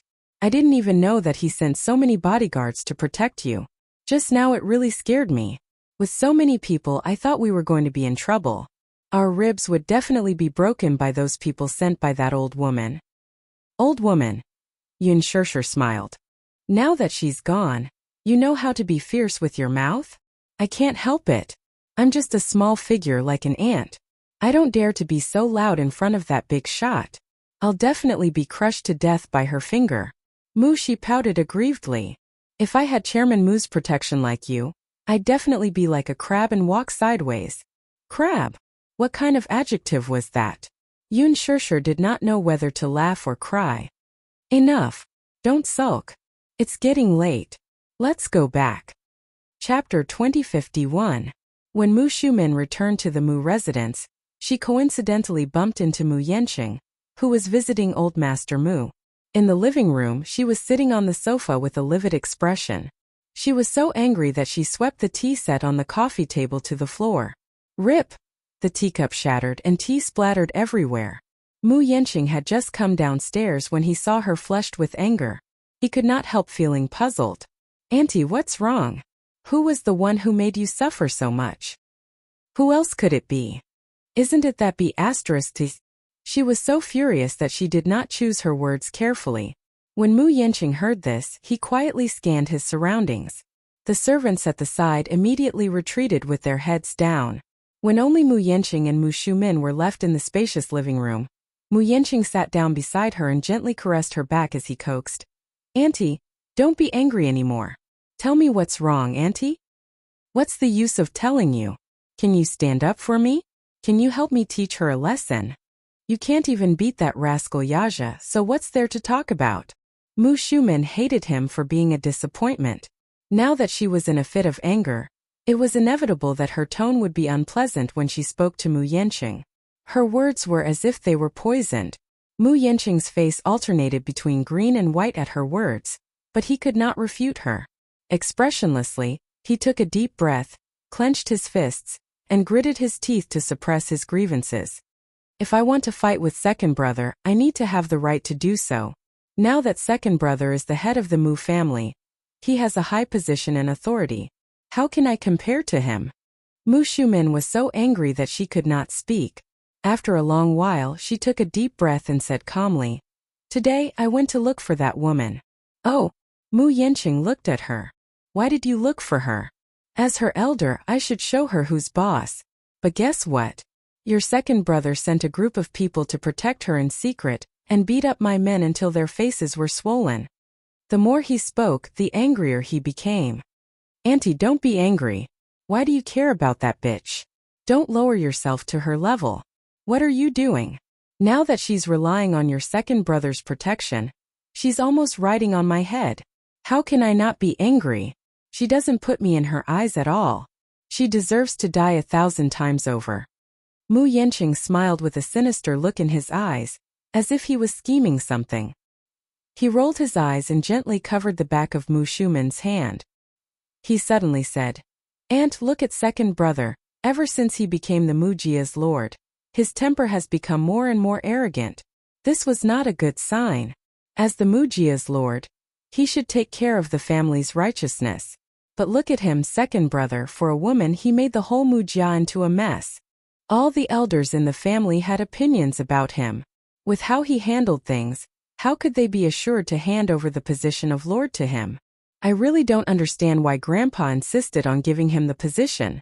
In my opinion, second brother is really too disappointing. Mu Yanqing had long coveted the position of lord of the Mu family. Among the younger generation, Mu Yaja was the leader. Whether it was in terms of ability or talent in business at a young age, he had extraordinary courage and was quite a leader. Chapter 2052. Mu Yanqing, on the other hand, was different. Although he was not as good as Mu Yaja, the ambition in his bones was quite big. Since ancient times, no one could resist the charm of power. Once one had a taste of being able to call the wind and summon the rain and see those powerful people bow down to him, he could not stop even if he wanted to. Who didn't want to reach the peak and become strong? Although the Mu family was not a royal family, such a family was similar to the royal family in ancient times. Therefore, Mu Yanqing had been competing with Mu Yaja since he was young. However, in terms of ability, he was always suppressed by Mu Yaja.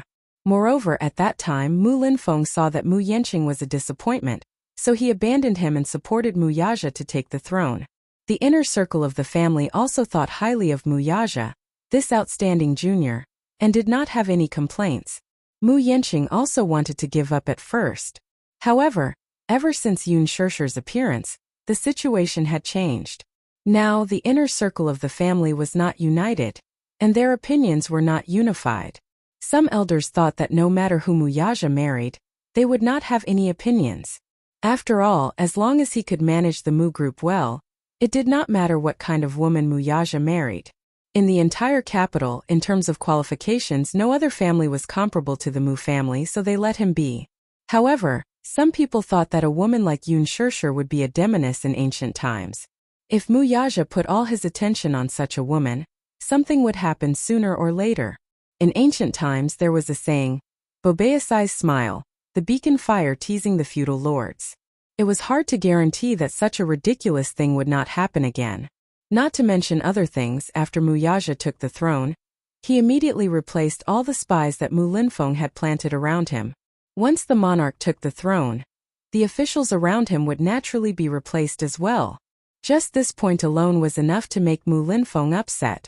The outstanding chess piece that he had painstakingly cultivated had actually started to talk to himself and not listen to his orders. This made him feel an unprecedented sense of crisis. This gave Mu Yanqing an opening. Mu Linfeng was thoroughly disappointed in Mu Yaja now. He began to shift his focus to Mu Yanqing, hoping that the latter would work harder and help him rise to the top.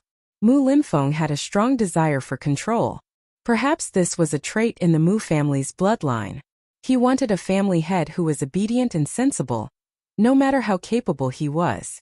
However, Mu Yaja's current actions caused him to feel deeply worried. When Mu Shumen heard this, a thought flashed through his mind. Unlike Mu Yaja, Mu Yanqing had always listened to her. Unlike Mu Yaja, that rascal, he would immediately give her a hard time whenever her words were sharp.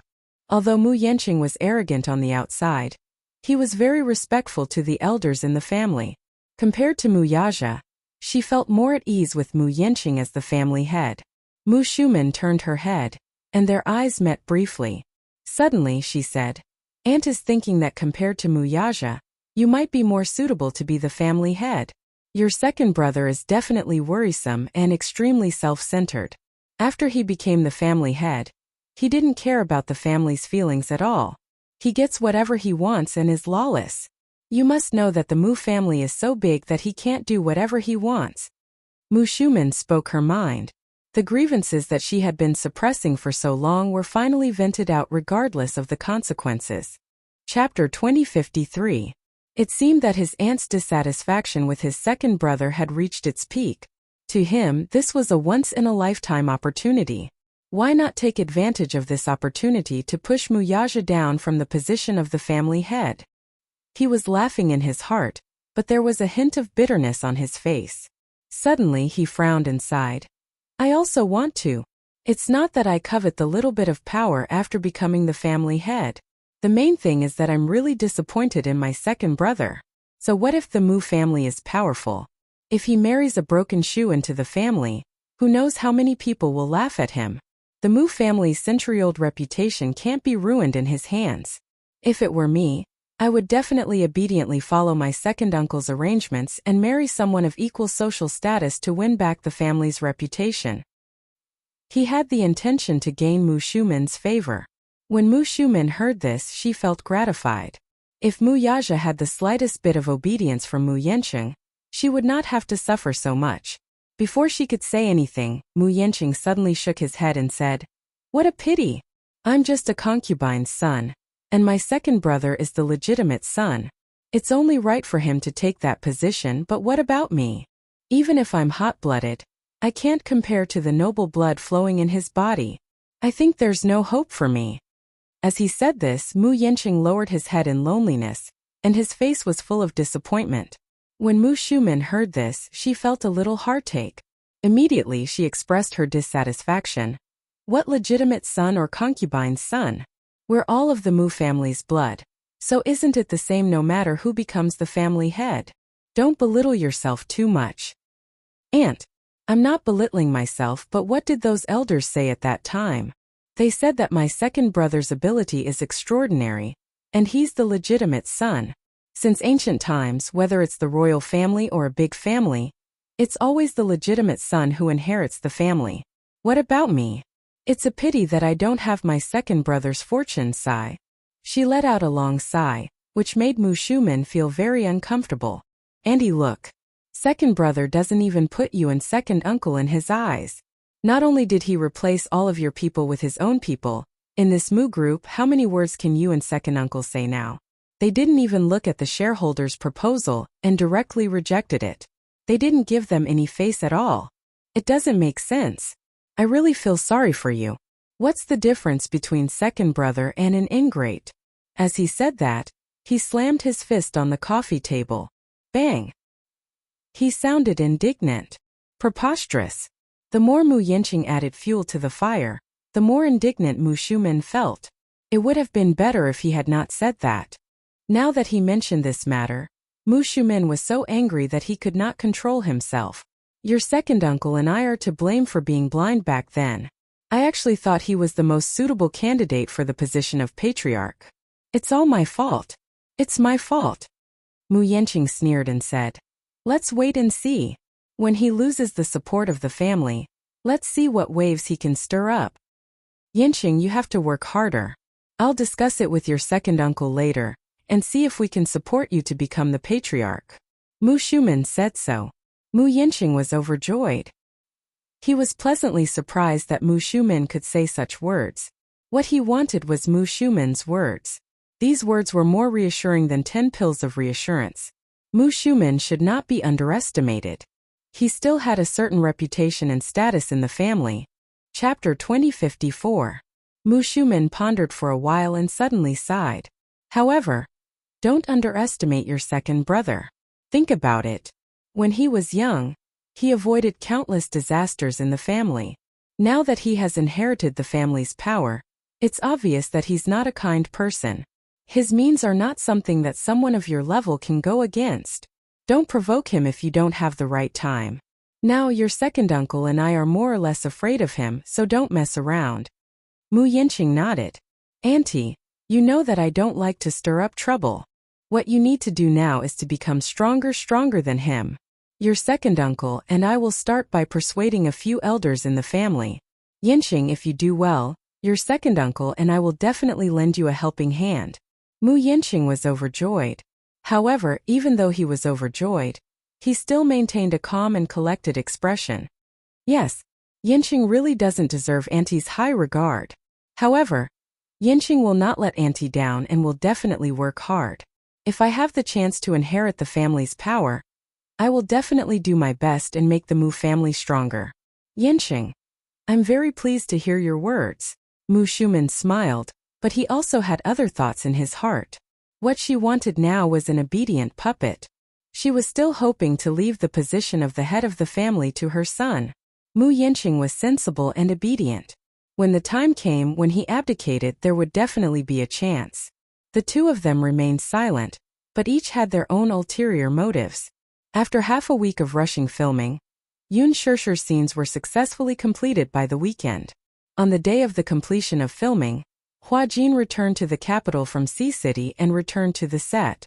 Yun Shishir's scenes were completed, and the script was more than halfway done. Gu Xiaoyang was in a good mood, so he specially ordered a huge cake to be prepared. That night, he magnanimously booked a large private room in the hotel to celebrate it. Yun Shishir saw that Hua Jin had returned to the set. The stitches on his wound had been removed, and he was just like before. He still had that arrogant attitude as if nothing had changed. The only thing that had changed was that he seemed to be a little colder towards her than before.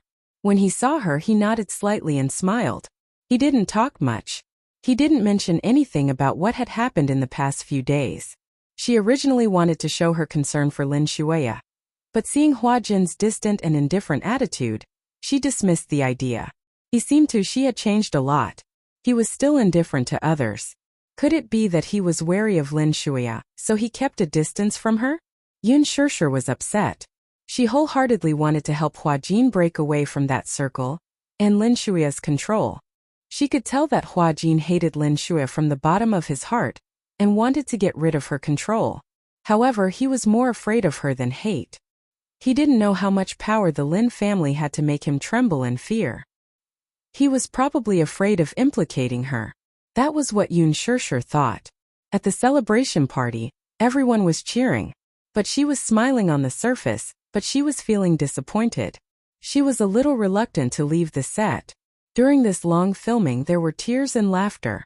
Although there were unhappy moments, most of them were unforgettable memories. Shirshir, I envy you. You have completed filming smoothly. We still have a long way to go. A supporting actress in the set said enviously. Chapter 2055. Her role was a thankless one. When the TV series was broadcasted, the audience would definitely hate her and wish for her death. Once it was broadcasted, her Weibo would surely be attacked. This role was really a thankless one. Not only did she harm the female lead, but she also stole the male lead. She was shrewd and scheming, making her a very vicious supporting character. When she first read the script she was furious, but more than that she was excited. To be able to take on such a difficult role was really exhilarating. Of course, she was also prepared to receive all kinds of criticism. Mushi snorted and lowered her voice to Yun Shirshir. It's so unfair. Lin Ji is clearly the most suitable for such a vicious role. She's practically acting herself. Shirshir, why didn't you take on the role of the female lead back then? Boss Qin has already arranged everything for you. Even Director Gu has personally selected you. Lin Ji heard this from the side. I think she knows her place. She knows that she can't take on the role of the female lead. She's not famous enough, so she definitely can't raise the ratings. Other than the few main leads, Director Gu and the rest of the higher-ups were not present. Hence, she did not have any scruples with her words. She was very unhappy with Yun Shirshir, but she could not do anything to her. Hence, she could only flaunt her glib tongue. Mushi was instantly enraged when she heard this. This person was clearly provoking her on purpose while Director Gu was not present. Just as she was about to speak, Yun Shirshir stopped her. She then turned to look at Lin Ji, smiled elegantly and drawled, I don't have a choice. Who asked me to be a capable actress? If I let you take on such a difficult role, you definitely can't do it well. I gave you the female lead role because I'm taking care of you. You should thank me. It was an understatement, but it was extremely sarcastic. A few actors at the table snickered while covering their mouths. Lin Ji was a little embarrassed. She glared at her fiercely and stubbornly said, Who said that I can't act? Do you think my acting is worse than yours? Hee hee. Yun Shirshir, don't think too highly of yourself. If word gets out, you'll become a laughingstock. What gives you the confidence to say that your acting skills are better than mine? Hua Jin frowned impatiently but did not say anything in the end. When Yun Shirshir heard this, she said something vicious. I don't think so. I don't have the right to say that in front of an actress who even had to resort to underhanded means. Lin Ji's face was livid as she was rebuffed. Yun Shirshir's words didn't care about her feelings at all and humiliated her to the core. In front of everyone's eyes, she peeled off her face until there was nothing left. Everyone covered their faces and snickered. This scene was really too satisfying. They didn't dare to argue with Lin Ji. Hence, many of them in the crew quietly accepted Lin Ji's words but didn't dare to say anything to her face. But Yun Shirshir's words helped them vent their anger. Lin Ji looked around and saw that everyone, be it the lead or the supporting cast, was secretly laughing at her. Their gazes were filled with contempt. She instantly felt like she was sitting on pins and needles. She felt that she had lost all her face. In the past, she didn't realize that Yun Shirshir was so sharp-tongued. She was probably picking on her soft spot to step on. Chapter 2056. Thus Lin Ji endured the humiliation again and again. However, she also learned to be obedient and did not dare to provoke him again. Hua Jin glanced at her and then silently retracted his gaze. He casually picked up the teacup and took a sip. He frowned and spat it out on the plate. Yun Shirshir saw this and immediately asked with concern, Is it hot? Hua Jin shook his head, but his attitude was a little indifferent. Yun Shishir's expression was a little cold. Lin Ji saw that Yun Shishir had finally put on a cold face and instantly sneered. Unexpectedly, as soon as she sneered, Hua Jin glared at her coldly. Almost in the next second, the slightly hot teacup in his hand was fiercely thrown at Lin Ji. Lin Ji was suddenly splashed all over. It was so hot that she screamed and immediately stood up. She hurriedly patted the tea off her body and shook her clothes while crying. Even though she was nimble, the skin under her clothes was still scalded red. Hua Jin violently threw the teacup on the floor. With a crack, the teacup broke into pieces. Everyone was frightened by his sudden anger and instantly fell silent. They did not dare to breathe loudly. Yun Shishir was also stunned. She did not expect the situation to develop like this. However, Hua Jin's expression was incomparably cold as he said coldly, "Don't show me that face." "Hua Jin," Lin Ji cried pitifully, "what are you trying to do? You want to disfigure me, don't you?" "Disfigure you?" Hua Jin laughed contemptuously. "If I wanted to, that cup of tea just now would not have just splashed on you." When Lin Ji heard this, she was so shocked that she broke out in a cold sweat. Hua Jin had been merciful just now, but only splashed on her body. If the angle was a little more extreme, it would have splashed on her face. Lin Ji was so angry that her whole body trembled. Fortunately, most of her winter clothes were thick. Even if she was scalded a little, it was not to the extent of blisters. If it had been summer, then her chest would have been ruined. In the future, no matter what event she attended, she would basically say goodbye to the sexy gown. However, being splashed with tea in public was a great humiliation. Lin Ji bit her lip, tears welling up in her eyes. She choked on her sobs. Why are you doing this to me? What did she say wrong? She didn't even say anything. All she did was unconsciously sneer. She was just watching a joke, yet she was treated like this. However, Hua Jin's lips curled into a mocking smile. His eyes were filled with flirtatious feelings. "No reason. I just don't like you." "You?" What did he mean by not being pleasing to the eye? He changed his appearance to protect Yun Shishir. On what basis? Why did she have so many people protecting and doting on her? Lin Ji was so angry that she was at a loss for words. She stomped her feet and her assistant immediately stepped forward to calm her down. She smiled and said, "Lin Ji, don't be rash. It's okay. Just change your clothes." Then the assistant whispered softly into her ear, "Don't lower yourself to Hua Jin's level. You can't win against him. I've taken a look. It's not a big deal. It's just a wet shirt. Just change. There's no need to have a direct confrontation with Hua Jin because of this. This person is not Yun Shishir. It's not good to offend him." Lin Ji also listened to her. She wiped the tears from the corners of her eyes, turned around, and followed the assistant to the bathroom. Chapter 2057. 10 minutes later, Lin Ji returned in a new set of clothes, but she did not look too good. Several producers, executives, and Director Gu arrived one after another. With these big shots holding the fort, Hua Jin restrained himself. He knew how to judge the situation and so did Lin Ji. As if she had not experienced the unpleasant scene earlier, the atmosphere gradually warmed up. After taking a family photo and taking photos with the main cast, the celebration party came to an end. Yun Shishir and Mu Shi were chatting casually on their way to the parking lot, when a hand suddenly reached out from the darkness and pulled her in after turning a corner. Startled, Mu Shi looked over and saw Hua Jin standing in a corner, holding Yun Shishir's hand and raising his finger to signal her to keep quiet. "Mu Shi, I have something to tell Shishir. Can you leave us alone?" Hua Jin's attitude was still polite. Mu Shi asked for Yun Shishir's opinion, and when she saw the latter wave her hand, she tactfully left. Yun Shishir turned to look at Hua Jin, only to see him looking guilty. His eyes were no longer as cold as before, and were now as gentle as water. "I'm sorry for making you suffer. Hua Jin, what's wrong with you? You seem to be much colder after coming back from Sea City. Did I get in your way?" "No." Hearing her say this, Hua Jin's heart ached and he immediately explained, "I can only be so cold to you. Is it because of Lin Shuya?" Yun Shishir was suspicious. Hua Jin nodded solemnly and said in a suppressed voice, "The production team is now filled with her spies. I can't be too close to you. If she finds out, it will bring you a lot of trouble." "I don't care." Yun Shishir, however, was nonchalant.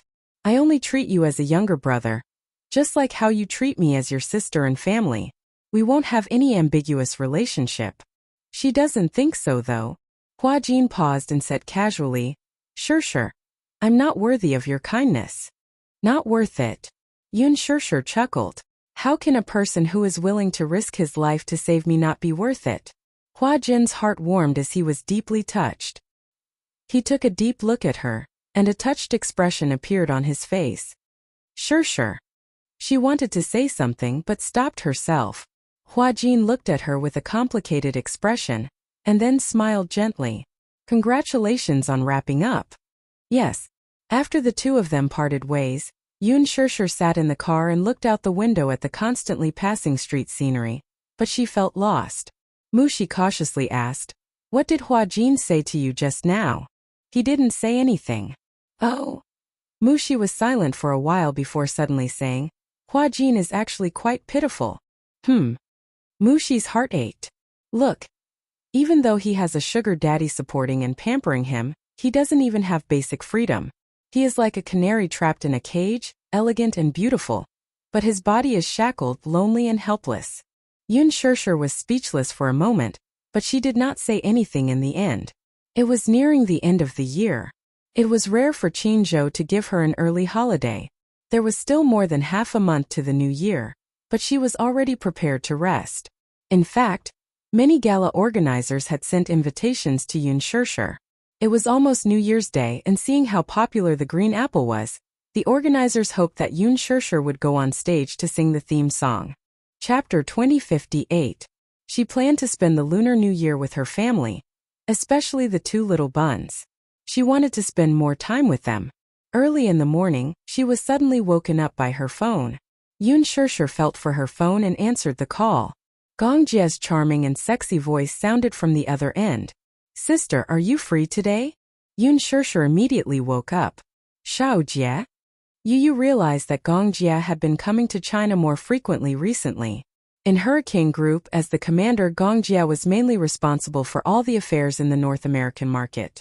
Therefore, he was very busy most of the time. Moreover, the war market was especially hot recently, and orders were increasing day by day. He spent most of his time on the road to negotiate.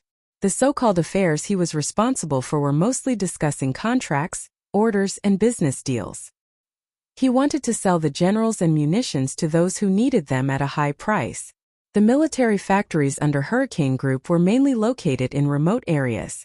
Some were in China and some were overseas. The military factories in the North American market were mainly in the Americas.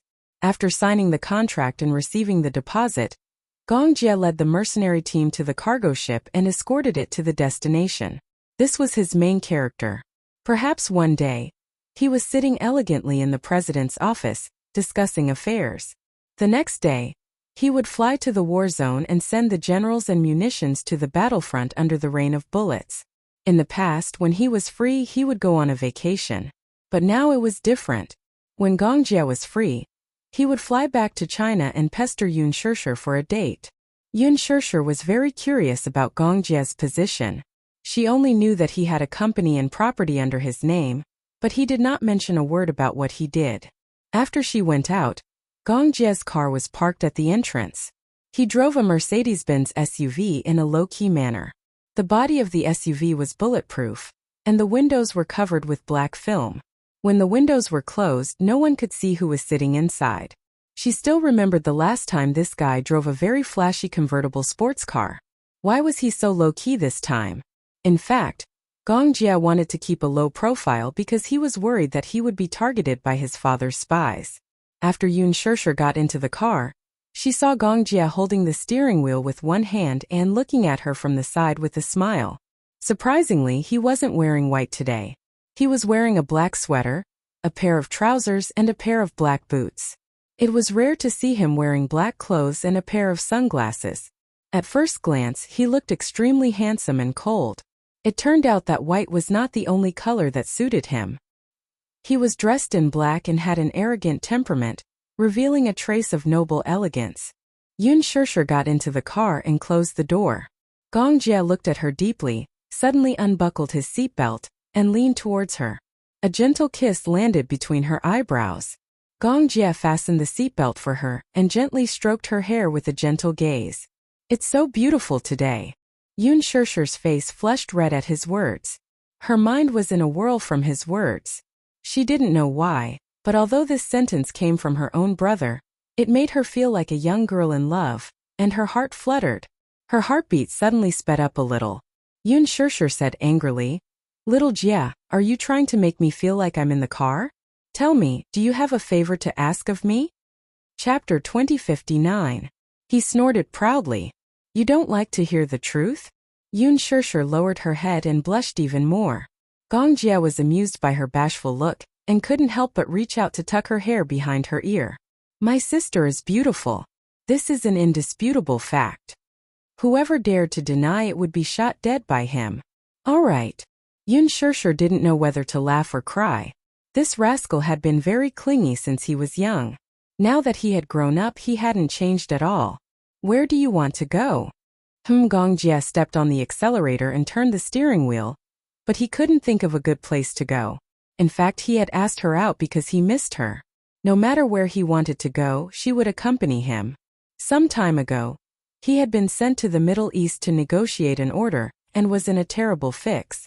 After settling that matter, he wanted to have a good gathering with her. However, he couldn't think of a good place to go. "Are you hungry?" "Yeah, a little." Yun Shishir rubbed her stomach. She had slept in today and didn't eat breakfast. Hence her stomach was growling now. "Let's go eat something then." The car drove all the way to the city center. However, just as the car was parked in the basement, Gong Jia discovered a tragedy. He didn't seem to have his wallet with him. After fumbling around for a long time, he found a few US$. He was instantly embarrassed and looked at Yun Shishir in embarrassment. He asked quietly, "Sister, did you bring your wallet?" Yun Shishir fumbled around for a while and also found a tragedy. She took out $100 bill awkwardly. "Is it enough for a big meal?" The two of them were silent for a minute as they looked at each other. Gong Jia said, $100 doesn't seem to be enough for the basic expenses of a restaurant." Yun Shishir was speechless. At that moment, Yun Shishir's stomach growled. In this awkward atmosphere, it added a sense of desolation.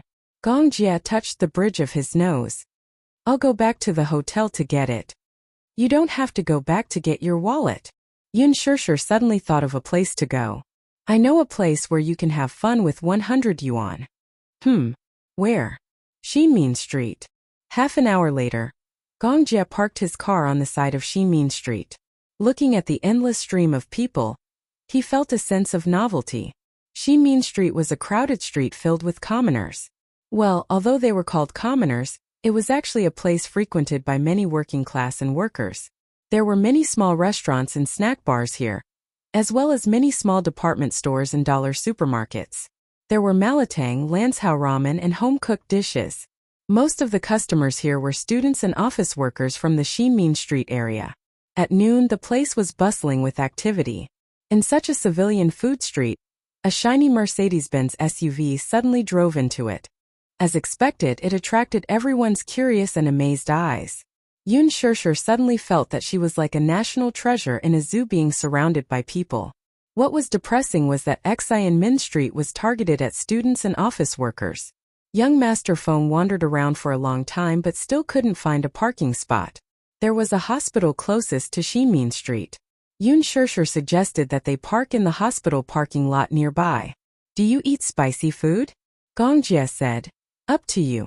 Yun Shishir cheerfully suggested that they eat malatang for lunch. She was a little spicy and was afraid that Gong Jia would not be able to adapt to such a down-to-earth snack. Chapter 2060. Gong Jia lived like a prince, so he must have never eaten a snack like malatang before. She thought that he would refuse, but he actually nodded in agreement. When the two well-dressed men appeared in the small and cramped mala hotpot shop, the diners were so surprised that they forgot to move their chopsticks, especially when it was a handsome man like Gong Jia who appeared at the entrance. Everyone thought that their eyes were playing tricks on them. These two people didn't look like people who would come to a place like this, right? Or did they just want to experience life on a whim? Especially the employees working at the counter in the nearby shopping mall. They looked at Gong Jie in amazement and whispered softly, "Look, that man is so handsome. He's more handsome than many of the celebrities on TV. Could he be a real celebrity? I think he has a noble aura like a rich young master." Gong Jie's exquisite and devilishly handsome face instantly attracted everyone's attention. There were also many female students eating in the snack bar. They were all mesmerized by his devilishly handsome face, and all of them were looking at him in amazement. However, he turned around as if he didn't see them. He sat down on a short seat, took a handkerchief and carefully wiped the table carefully. Yun Shirshir had just taken the basket and was about to pick the dishes when she heard Gong Jie politely say, "Boss, give me a serving of malatang." Everyone and the lady boss were speechless. It was obvious that this young master had never eaten malatang before. Yun Shirshir held back her laughter and said, "Xiao Jie, this is not how you eat malatang." Gong Jie raised his eyebrows in confusion. Yun Shirshir took the basket and explained as she took the dishes, "Just order whatever you want to eat, and then put it in the pot together." Gong Jie lazily propped up his chin and said coquettishly, "Order one for me. Do you like everything I order? As long as it's ordered by you, I'll finish it." Everyone looked at Yun Shirshir with envy. Yun Shirshir instantly felt prickles on her back. It seemed like had she and little Jie been misunderstood as a sweet couple? Yun Shirshir shrugged helplessly. She took 2 baskets and glared at Gong Jie from behind. Gong Jie, on the other hand, sat obediently in his seat as his gentle gaze remained fixed on her. At this time 2 little girls walked in from outside the door. They saw the elegant man sitting in the corner. They tugged at each other's sleeves and whispered to each other, "Oh my God! So handsome, so handsome." Yun Shirshir happened to catch the whispers. She turned her head coolly and saw the 2 girls running over happily. When they reached Gong Jie's side, they wanted to sit down. Gong Jie retracted his gentle gaze and saw someone sitting beside him. His gaze immediately turned cold. "There's someone here." "Huh." The little girl looked at his face in a daze and didn't understand. "Handsome, what did you say?" "I said get lost." These 3 words were merciless, arrogant, and cold. The 2 girls were instantly petrified. Their hearts were broken. A woman at the side kindly reminded, "Young lady, this seat is taken. It's this handsome guy's girlfriend." "Girlfriend?" Gong Jie raised his eyebrows. He was a little surprised that he was misunderstood, but he didn't correct her. Yun Shirshir didn't hear this. She took the dishes and handed them to the boss. At this time, Gong Jie was very curious as he fiddled with Yun Shirshir's phone. Chapter 2061. There was a passcode on the phone, but even so it was not a problem for him. After cracking the passcode easily, a wallpaper appeared before his eyes. The wallpaper was a photo. In the photo, Yun Shirshir and Yu Yu's heads were leaning against each other as they smiled at the camera. Xiaoichen naughtily popped his head out to steal the spotlight. Gong Jie suddenly frowned. Selfie. Women seem to like to take selfies. Out of curiosity, he clicked on a selfie app, Facebook. The lens popped up, and his exquisite handsome face appeared on the screen. He curiously clicked on a decoration, and suddenly a cat's nose grew on his face. A few wispy whiskers grew on his head, and 2 cute cat's ears grew on his head. His eyes were instantly enlarged by a circle. His originally arrogant and cold appearance at this moment actually looked very cute in the beauty camera. He fiddled with the app excitedly and imitated Yu Yu's expression. He proudly puffed up his mouth and took a selfie. However, this cute expression was not as natural as Yu Yu's. It was awkward no matter how one looked at it. Gong Jie deleted the selfie and faced the camera again. He pouted and took another selfie. Click. Add more spicy food. The spicier, the better. Yun Shirshir's eyes shone as she stared at the bowl of malatang filled with spicy paste. It had been a long time since she had spicy hot pot. Today was going to be a good day. She was determined to let Gong Jie experience the true essence of spicy hot pot. Yun Shirshir turned around and walked to her seat. She happened to see Gong Jie imitating Yu Yu and making a V gesture. Gong Jie was caught off guard and put down his phone awkwardly. He was inevitably a little awkward when Yun Shirshir saw him acting cute. He cleared his throat uncomfortably and glanced at her. Yun Shirshir could not help but laugh. What? Gong Jia was even more embarrassed.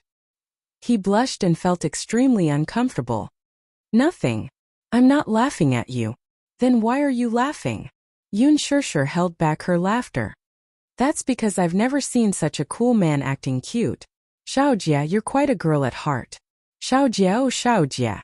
Didn't you see the people around you looking at you as if you were a monster when you took those cute selfies? Gong Jia's face burned even hotter, and he felt awkward. And he said he wasn't laughing at him. It was clear that he was making fun of him. Actually, he wanted to take a selfie with her so that she could use it as a screensaver. However, no matter how many times he patted it, he was still not satisfied. Yun Shirshir sat down and suddenly realized something. She narrowed her eyes suspiciously. I remember that my phone has a password. Yes. Gong Jia felt guilty.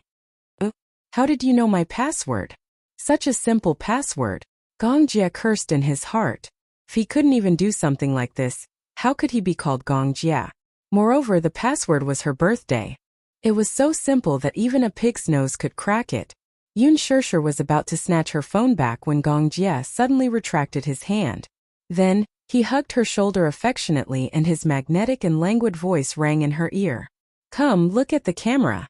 Yun Shirshir lifted her face in a daze, only to hear a click as the photo froze in place. In the photo, Gong Jia had a devilish smile and a deep gaze. She, on the other hand, had a blank and dazed expression. It was obvious that she was caught off guard. However, Gong Jia felt that her expression was extremely cute. He was satisfied and his lips curled into a charming smile. He finally had a photo of the two of them. He was extremely satisfied. Sister's dazed expression is also beautiful. Chapter 2062. Yun Shirshir was dumbfounded as she watched him skillfully swipe the screen and replace the selfie she had taken with the two little guys. This guy. You're not allowed to change the wallpaper. Or else. Gong Jia raised his eyebrows threateningly. I'll be sad. Yun Shirshir's lips twitched before she smiled and said, Xiaojia, it's a crime to act cute. Gong Jia was speechless. The boss quickly served the hot and spicy soup. Gong Jia looked down and felt his scalp go numb. He saw kelp, bacon and wingtips in a medium-sized bowl. What made him gasp was that Yun Shirshir had filled it with spicy food for him. From afar it looked fiery red and looked very spicy. Gong Jia looked up meaningfully and glanced at her. Yun Shirshir felt his scrutinizing gaze and turned her face away guiltily. Not to mention that he didn't eat spicy food. Even someone who was used to spicy food wouldn't be able to stand it. Seeing Gong Jia's expression, the boss didn't know what was going on and only praised. Handsome. You can eat spicy food. I've never seen anyone who can eat spicy food like you. Gong Jia was speechless. Yun Shirshir said mischievously. Miss, I wonder if you like the dishes I've chosen? You've said before that you'll definitely finish the dishes that I've chosen. When the boss heard this, he was a little surprised. You're siblings. Yeah. Can't you tell? The boss looked at the two of them a few times before he smiled knowingly. You look alike. I can tell at a glance. But seeing how gentle your brother is towards you, I thought you were his husband. You look like a married couple. Boss, you've misunderstood. He's my brother. Your brother can eat spicy food. There's so much spicy food that it's pungent. The boss was still full of admiration. Yun Shirshir glanced at Gong Jia and raised her eyebrows. Xiaojia, why don't you try it? Numbing spicy scalding. What did he do wrong for her to treat him like this? Little Jia. Yun Shirshir pouted and looked at him coquettishly. Gong Jia immediately picked up his chopsticks and poked at the food in his bowl. Then he picked up the bacon and tasted it. His eyes suddenly turned red. Spicy. So spicy. Gong Jia's expression tightened as he endured. His face was incomparably ashen, and his cheeks were flushed red. His eyes gradually became moist. Finally, he couldn't hold on any longer and broke down. He covered his face in despair. His aura completely gone. Gong Jia pulled out a tissue in disbelief and covered his burning lips awkwardly. His expression was numb from the spiciness, and his eyes were misty. No matter how he looked at it, he felt wronged. It was as if he was being bullied. Yun Shirshir was elated. Her eyes sparkled as she looked at him. She suddenly felt that little Jia was actually very cute like this. She had liked to tease him since she was young. She loved to see him reveal such an innocent and lovable expression. The boss didn't know whether to laugh or cry. He laughed and said, "Handsome, is it spicy?" "I knew it. No one can eat such spicy food." "Who said so? Let me challenge you." Yun Shirshir quickly picked up a piece of vermicelli with her chopsticks and swallowed it with a slurp. It was delicious. Gong Jia was dumbfounded as he watched her swallow a mouthful of vermicelli with ease. She had put more spicy food in her bowl than he did, not less. Watching her swallow a mouthful of vermicelli, his scalp tightened. The boss was also dumbfounded. Yun Shirshir swallowed it and felt a wave of satisfaction. She raised her eyebrows and said, "It tastes great." Gong Jia was speechless. The boss was speechless. What was this? Chapter 2063. Eating so spicy, wasn't he afraid that the spiciness would burn his stomach? Gong Jia watched in silence as tears welled up in the corners of his eyes. Just one look at the red and hot liquid and he felt unwell all over. Yun Shirshir glanced at him. Seeing that he couldn't stand the spiciness, she laughed and turned to plead with the boss. Boss, please change it to white soup for him, okay? Otherwise, I think his stomach is going to burn up after he finishes this bowl."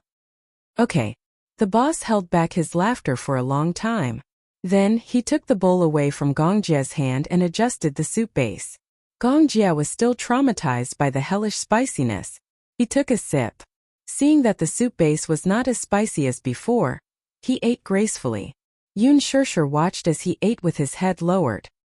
His posture was extremely noble and elegant. Compared to herself, it seemed like she was a little rude. She immediately restrained herself and imitated his posture. Gracefully and respectfully, she finished the entire night of spicy soup. After Yun Shirshir walked out of the shop with her round belly, Gong Jia, who was standing at the side, mocked, "What kind of life have you been living for more than 10 years? Huh? What did he mean?" She expressed her doubts with a face full of question marks. "You hated spicy food when you were young." Gong Jia recalled their youth. In his memory, Yun Shirshir hated spicy food. She couldn't stand it like him. He remembered that once when they went to eat wontons, he put a spoonful of chili sauce in her soup bowl as a prank. At that time, she didn't know what he was talking about. He lied to her that it was ketchup, so she took a big gulp. In the end, she choked until she was dizzy. She cried because of the spiciness and rubbed her eyes. In the end, her hands were stained with chili sauce. When she rubbed her eyes, her eyelids were red and swollen.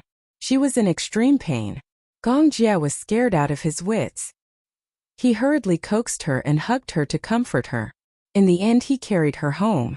When Mu Qingcheng came back, she saw Yun Shirshir's eyes were red and swollen, and his mouth looked like a sausage.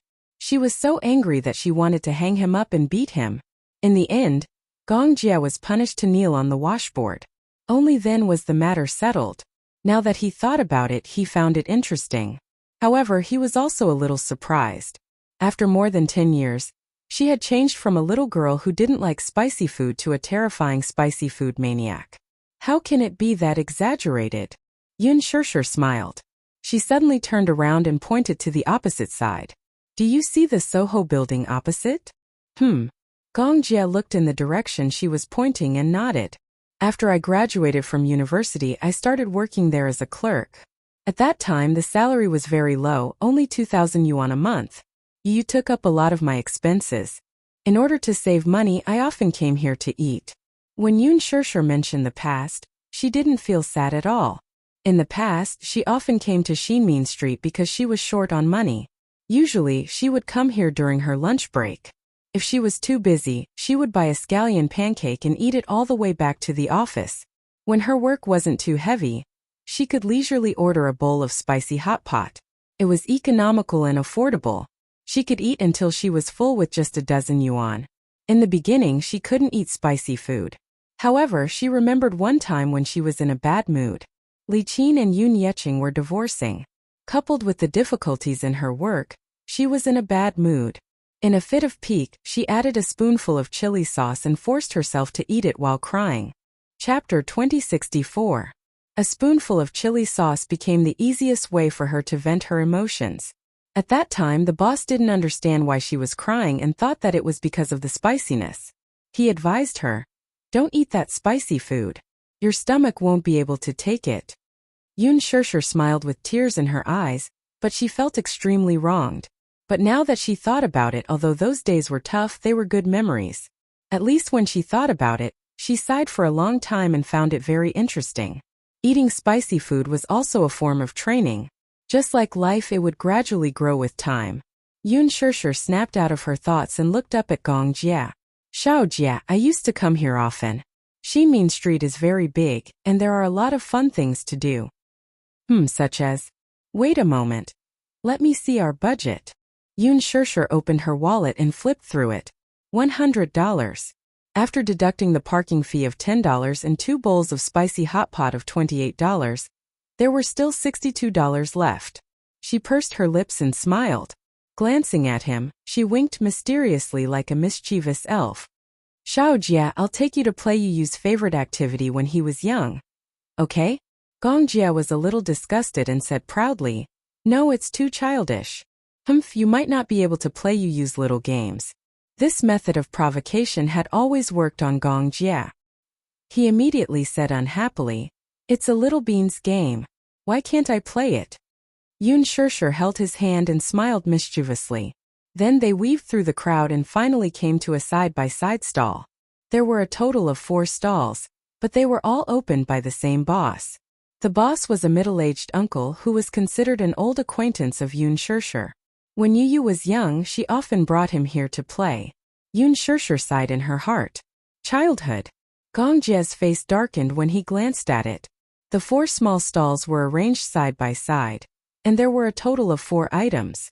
Yoon Shirshir took him to one of the stalls. In the small shop, there was a basketball machine. The basketball machine was very tall and it could move left and right. Its speed was not slow. Even a 1.8 boy could not take advantage of it. "Do you know how to shoot?" "Yes." Yoon Shirshir paid the money, and the basketball machine started. She raised a basketball and explained, "It costs 5 yuan to play. There are a total of 10 balls. If you hit all of them, you'll get a big doll." As Yoon Shirshir spoke, she pointed at the big doll placed on the prize table not far away. Gong Jia glanced at it, then lowered his head and raised his eyebrows. "You like it?" "Yes. Of course, but I've never made 10 shots." Gong Jia smiled evilly, but his eyes were full of ambition. He walked to the front of the shooting machine, grabbed a basketball with one hand, and threw it toward the moving basket. Clang! He was in. Yoon Shirshir was dumbfounded. He actually managed to grab such a big basketball with one hand. Moreover, he made it in with just a casual throw. Was he that good? She had seen a boy in a basketball team's uniform play before, and he only made 6 shots at most. Now Gong Jia had one hand in his pocket and the other hand grabbing the basketball. One by one, he threw the basketball into the basket. Each ball was more accurate than the last. Chapter 2065. His silver hair was neat, and he was wearing a black sweater. His eyes were like cold stars, and the corners of his lips were slightly curved. He seemed to be conceited, but more importantly, he was determined to win. Look, that silver-haired man over there. Oh my God, he's so cool. I think a man who can pick up a basketball with one hand is the most handsome. Is he from a professional basketball team? He's so good at shooting, every shot is accurate. Also, his shooting posture is so cool. If I were the boss, I'd probably cry in the toilet. Clang! As the last ball spun around the hoop and fell into the basket, the man turned around with a smile and snapped his fingers. Yoon Shirshir was stunned. Xiao Jia, why are you so good at shooting? I used to play it often. Gong Jia shook his head. It's my first time playing it. Yoon Shirshir increasingly felt that he was not human. This basketball machine is very difficult to shoot, okay? Gong Jia silently criticized in his heart. How could this be considered difficult? His dynamic vision was very good, and with his accurate aim there was no difficulty at all. When he returned to the Gong family, he received a series of training. Compared to shooting a fast-moving target, this basketball machine was child's play. In fact, he did not like basketball, but he was interested in archery. Seeing that he easily made 10 shots, The boss was so shocked that his eyes almost popped out. Yun Shirshir excitedly came to the prize table and said to the boss, "Boss, he made 10 shots. Is there a prize?" "Yes, there is." The boss wiped his cold sweat and pointed to the dolls. "Pick one that you like." "Oh." Yun Shirshir looked around and picked a panda. "This one.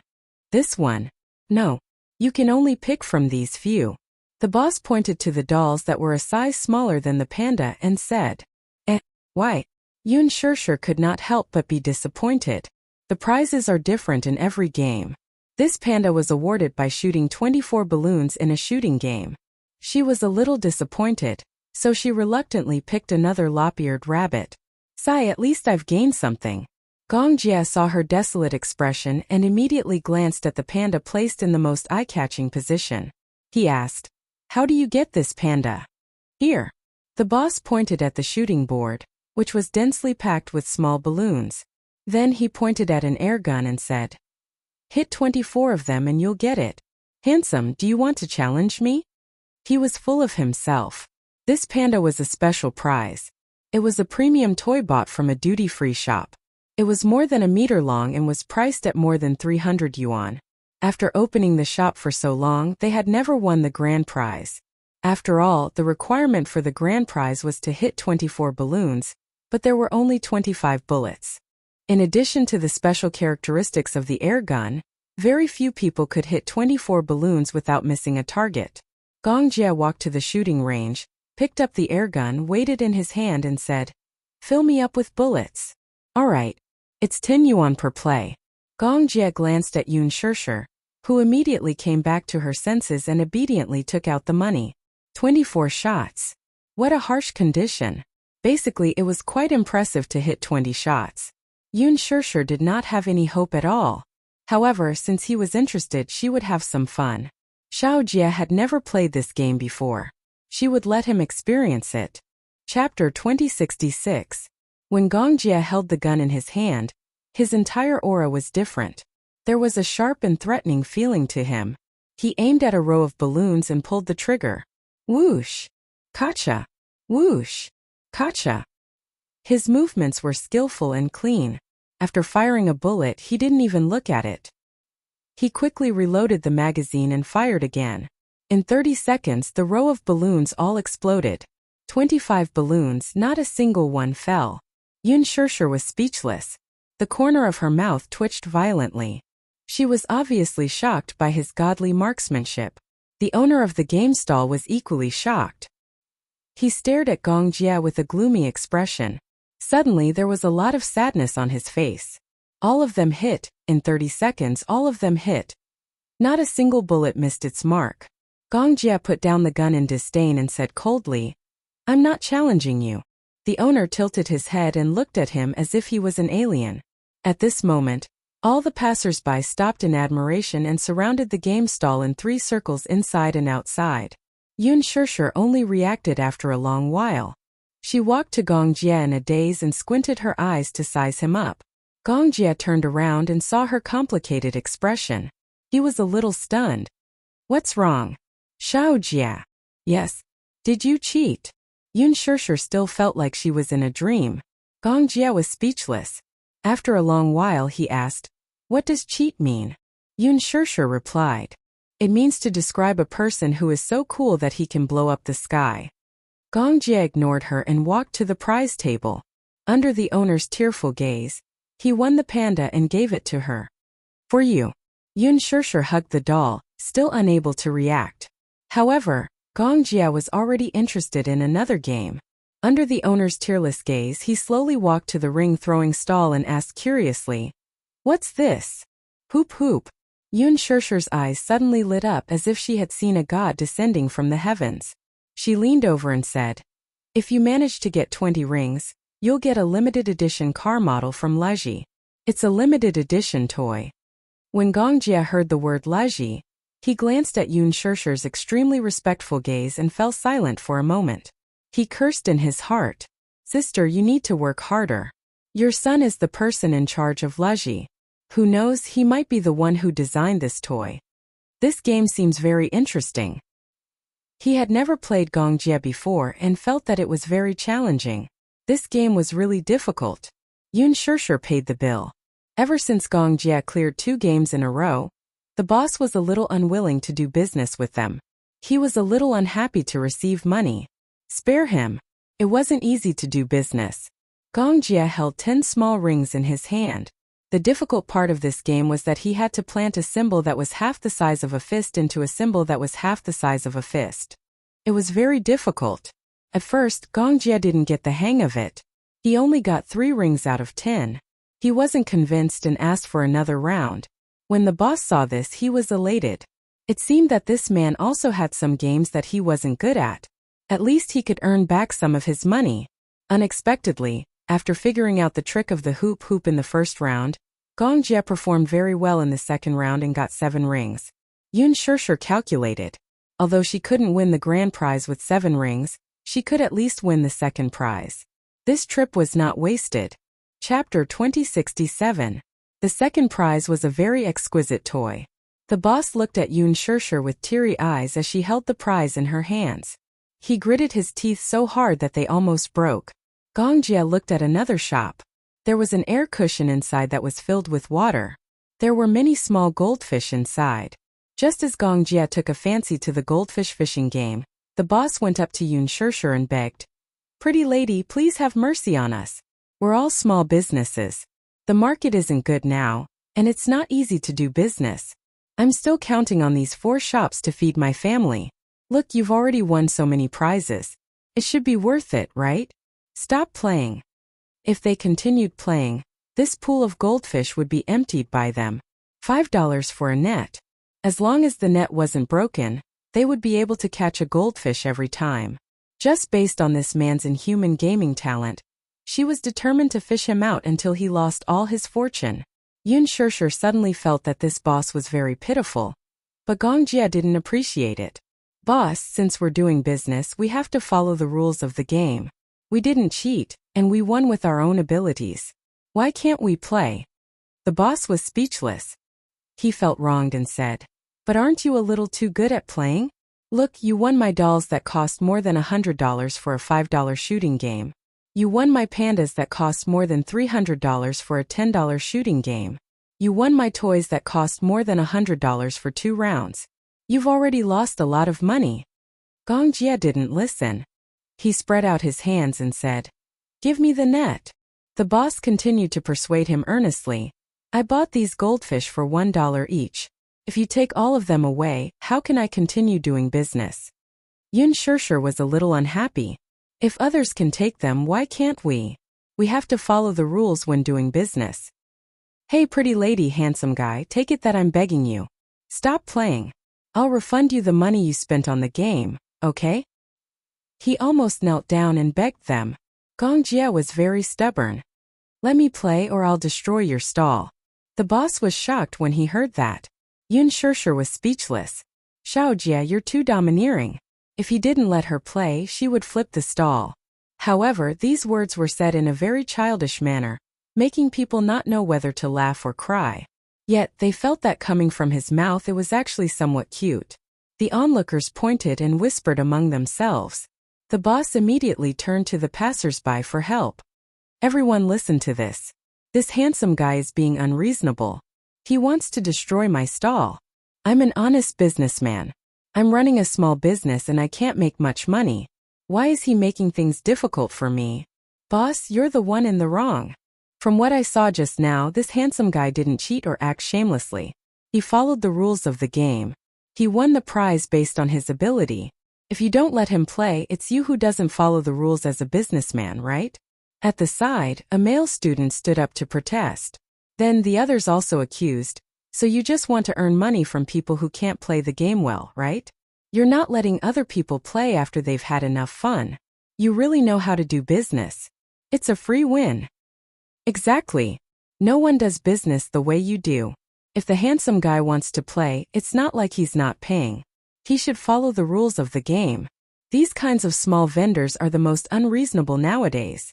They don't say anything when they're making money, but when they're losing money they act shamelessly. I'll complain to the city management." When the boss heard that they were going to complain to the city management, he instantly shrugged. Chapter 2068. Yun Shirshir was speechless. This world was indeed a world where looks were the most important. If it were an ordinary person who was bullied by the boss, there would not be so many people standing up for him. She had lost all hope in this superficial world. In the end, Gong Jie got his wish and took the fishing net from the boss. He sat on the stool and started fishing. 1 fish, 2 fish, 3 fish. The boss's heart was bleeding as he watched from the side. He prayed that the net would break. However, Gong Jie's technique seemed to be special.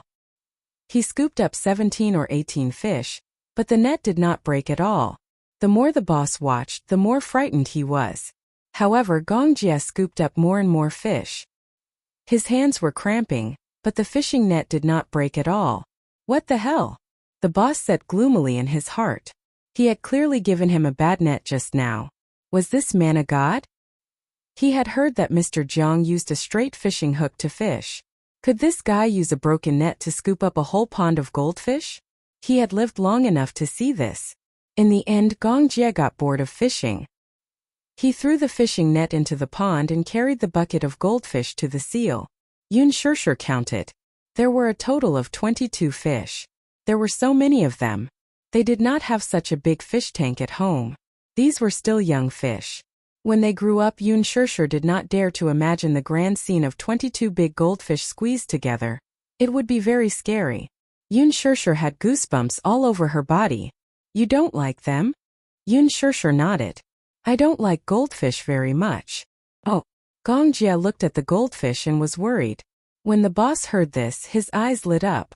Just when he thought that this man was going to put the goldfish back into the pond, he saw him walk over and pass a bag of young fish to a little girl who had been staring at him for a long time. This is for you. For me. Really? The little girl's eyes lit up. She was in disbelief. Yes, my sister doesn't like them. After saying that, Gong Jie took Yun Shirshir's hand, carried the 2 big dolls for her and left. Seeing that the Buddha had finally left, the boss felt a burst of relief. At the same time, his heart ached for his loss.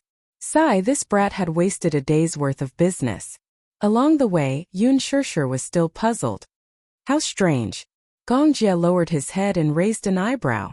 Yun Shirshir raised her doubts. Xiao Jie, you're too good at catching goldfish. Generally speaking, that kind of fishing net will break with a single grab. I've seen a good one that broke after catching 3 or 4 fish. So this was what he was curious about. Gong Jie curled his lips into a smile, but played it down. That fishing net won't break. Why are you so sure?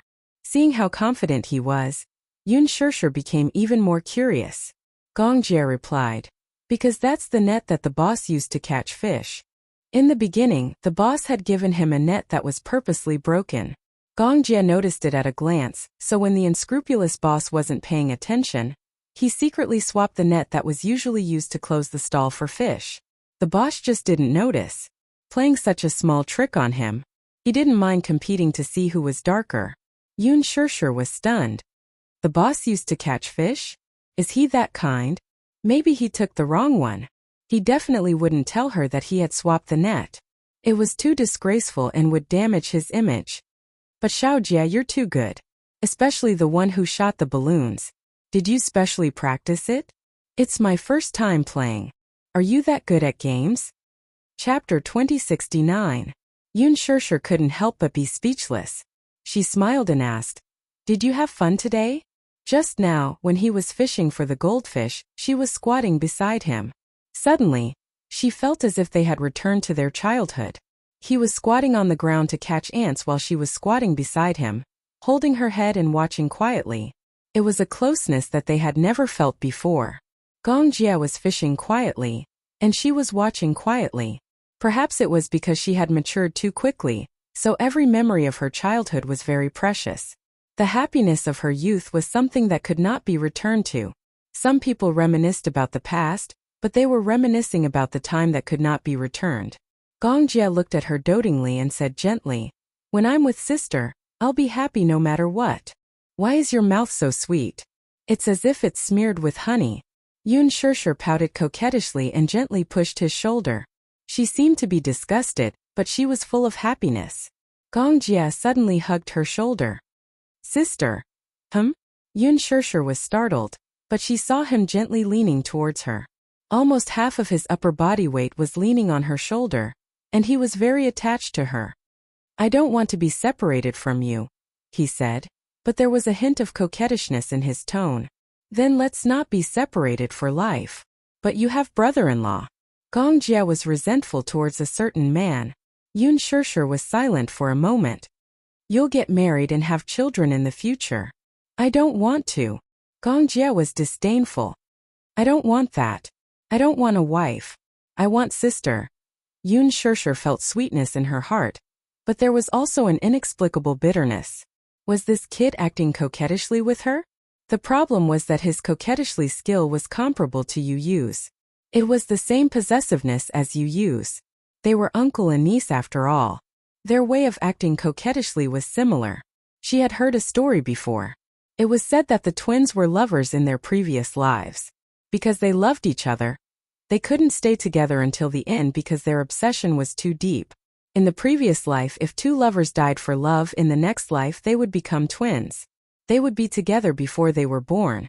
And in this life there would be an unbreakable bond.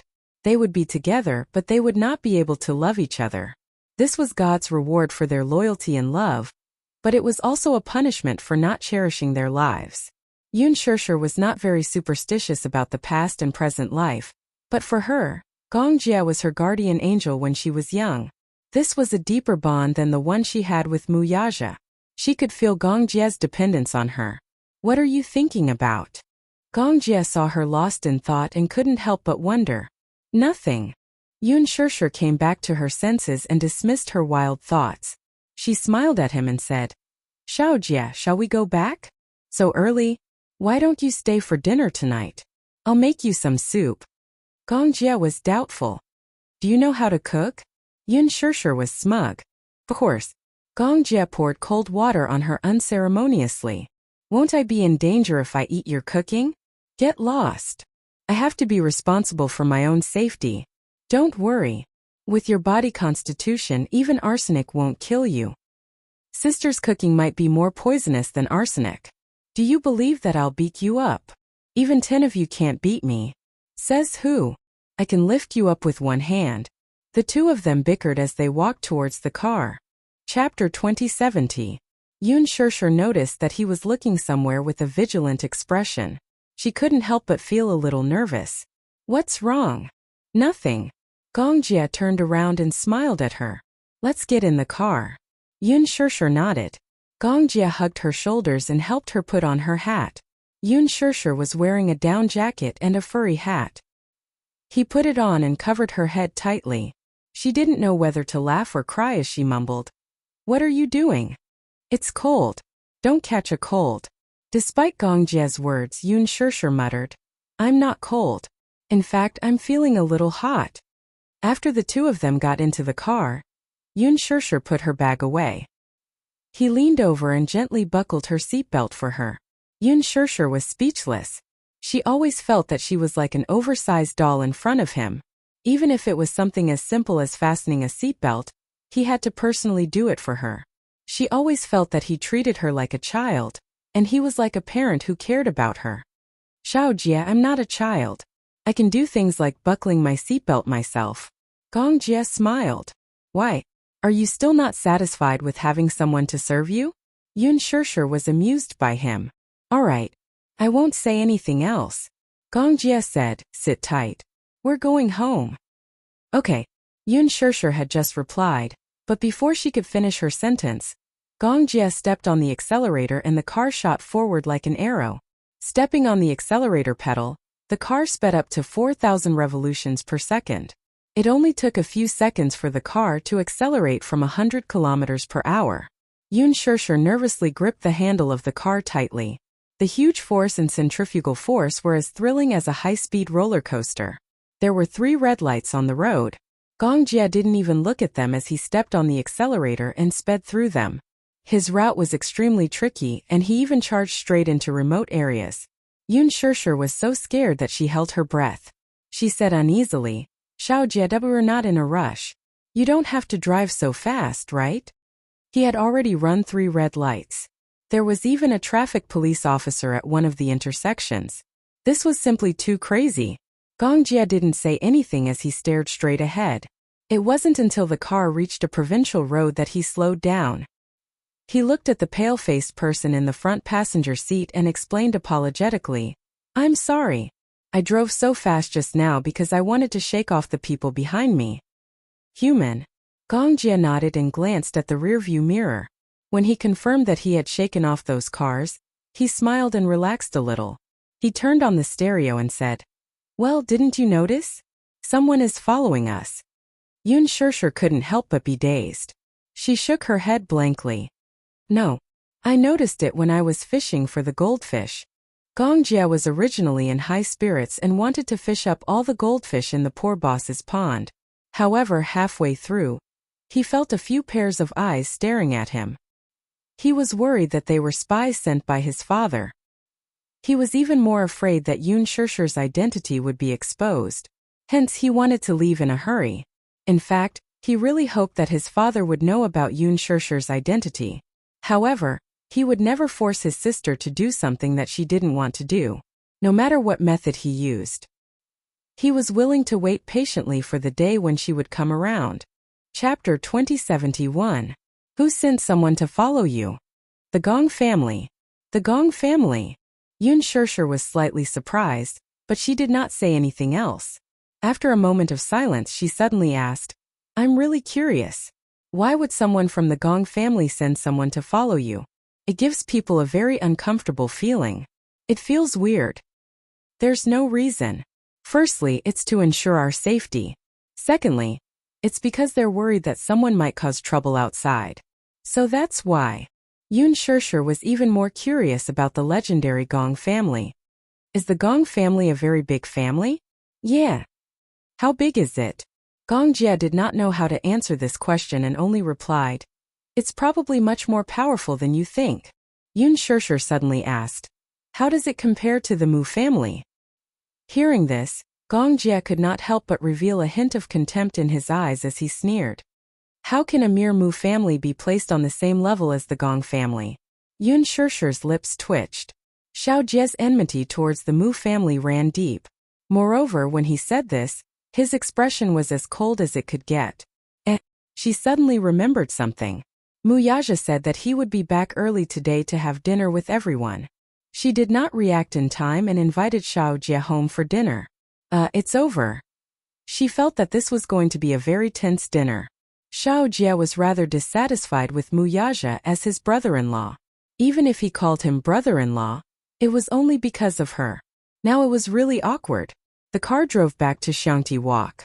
When Gong Jia and Yun Shirshir reached home and opened the door, they saw the 2 little munchkins playing games in the living room after school. Hearing the sound of the door opening, Yu turned his head and saw Gong Jia standing next to his mother. A row of frowns instantly formed on his forehead as he found it extremely strange.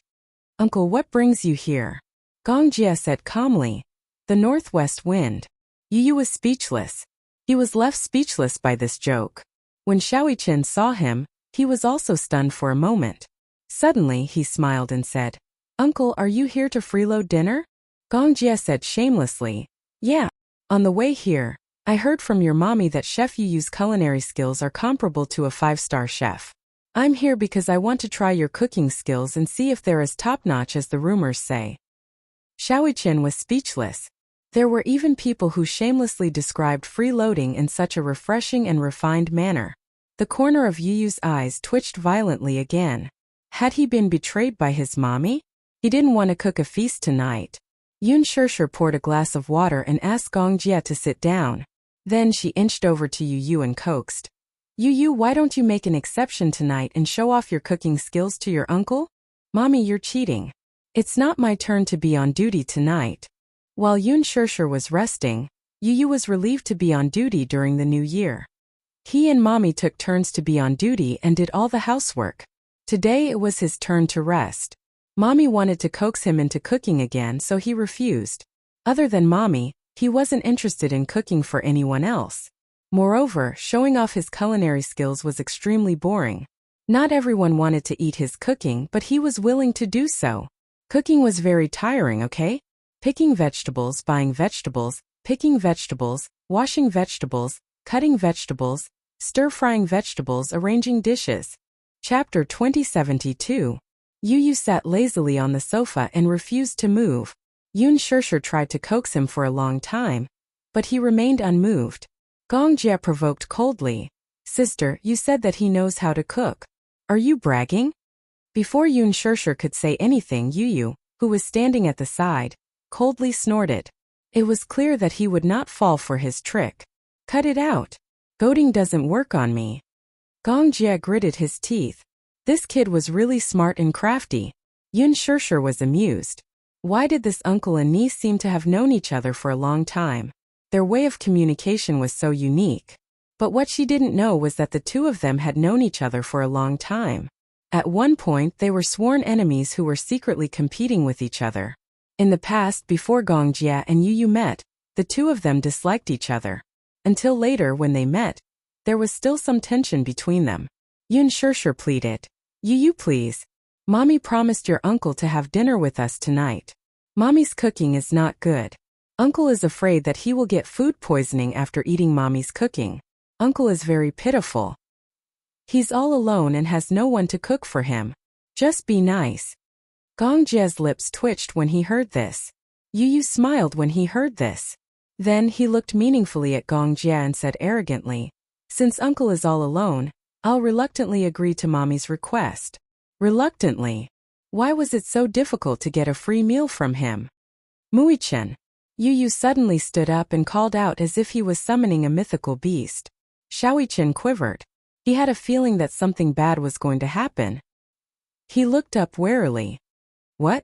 Go grocery shopping with me? No. He knew that something bad was going to happen. When they needed to run errands, he was dragged into it. As for other good things, he had never thought of him. What a heartless brother. Let's go. Yu grabbed Shaoichen's arm and walked out the door with their arms around each other's shoulders. Yun Shirshir didn't know whether to laugh or cry as she watched the two children leave. When she turned around, she saw that Gong Jie had stood up and walked into the back garden. He stood in the garden and stared at the garden full of Chinese roses, his eyes widening slightly. Rose? Yes. Gong Jie murmured. Did you plant all these yourself? Yes. Yun Shirshir walked to his side and followed his line of sight. Her gaze was gentle as she said, I usually take care of these Chinese roses. How about it? Does it look good? Gong Jie's expression softened a little in an instant. Yes, my mother loved Chinese roses the most when she was alive. I still remember the small flower bed behind the house I lived in at that time was filled with roses. When my mother was free, she liked to take care of those flowers. He walked over slowly and squatted down as if he had lost something. He reached out to touch a Chinese rose and frowned sadly. Since I was young, I've always dreamed of having my own backyard and planting many Chinese roses. I don't know if it's a genetic preference. I've planted roses and orchids, but in the end I still like Chinese roses the most. Hence, I decided to plant all Chinese roses in the garden. However, my culinary skills are not as good as hers.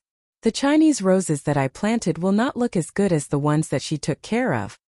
No. Gong Jie shook his head. I think it's very beautiful. Chapter 2073. In his memory, Mu Qingqing had beautiful hair that reached her waist. In her free time, she would tie her hair up gently with a silk ribbon and take care of the flower garden with her tools.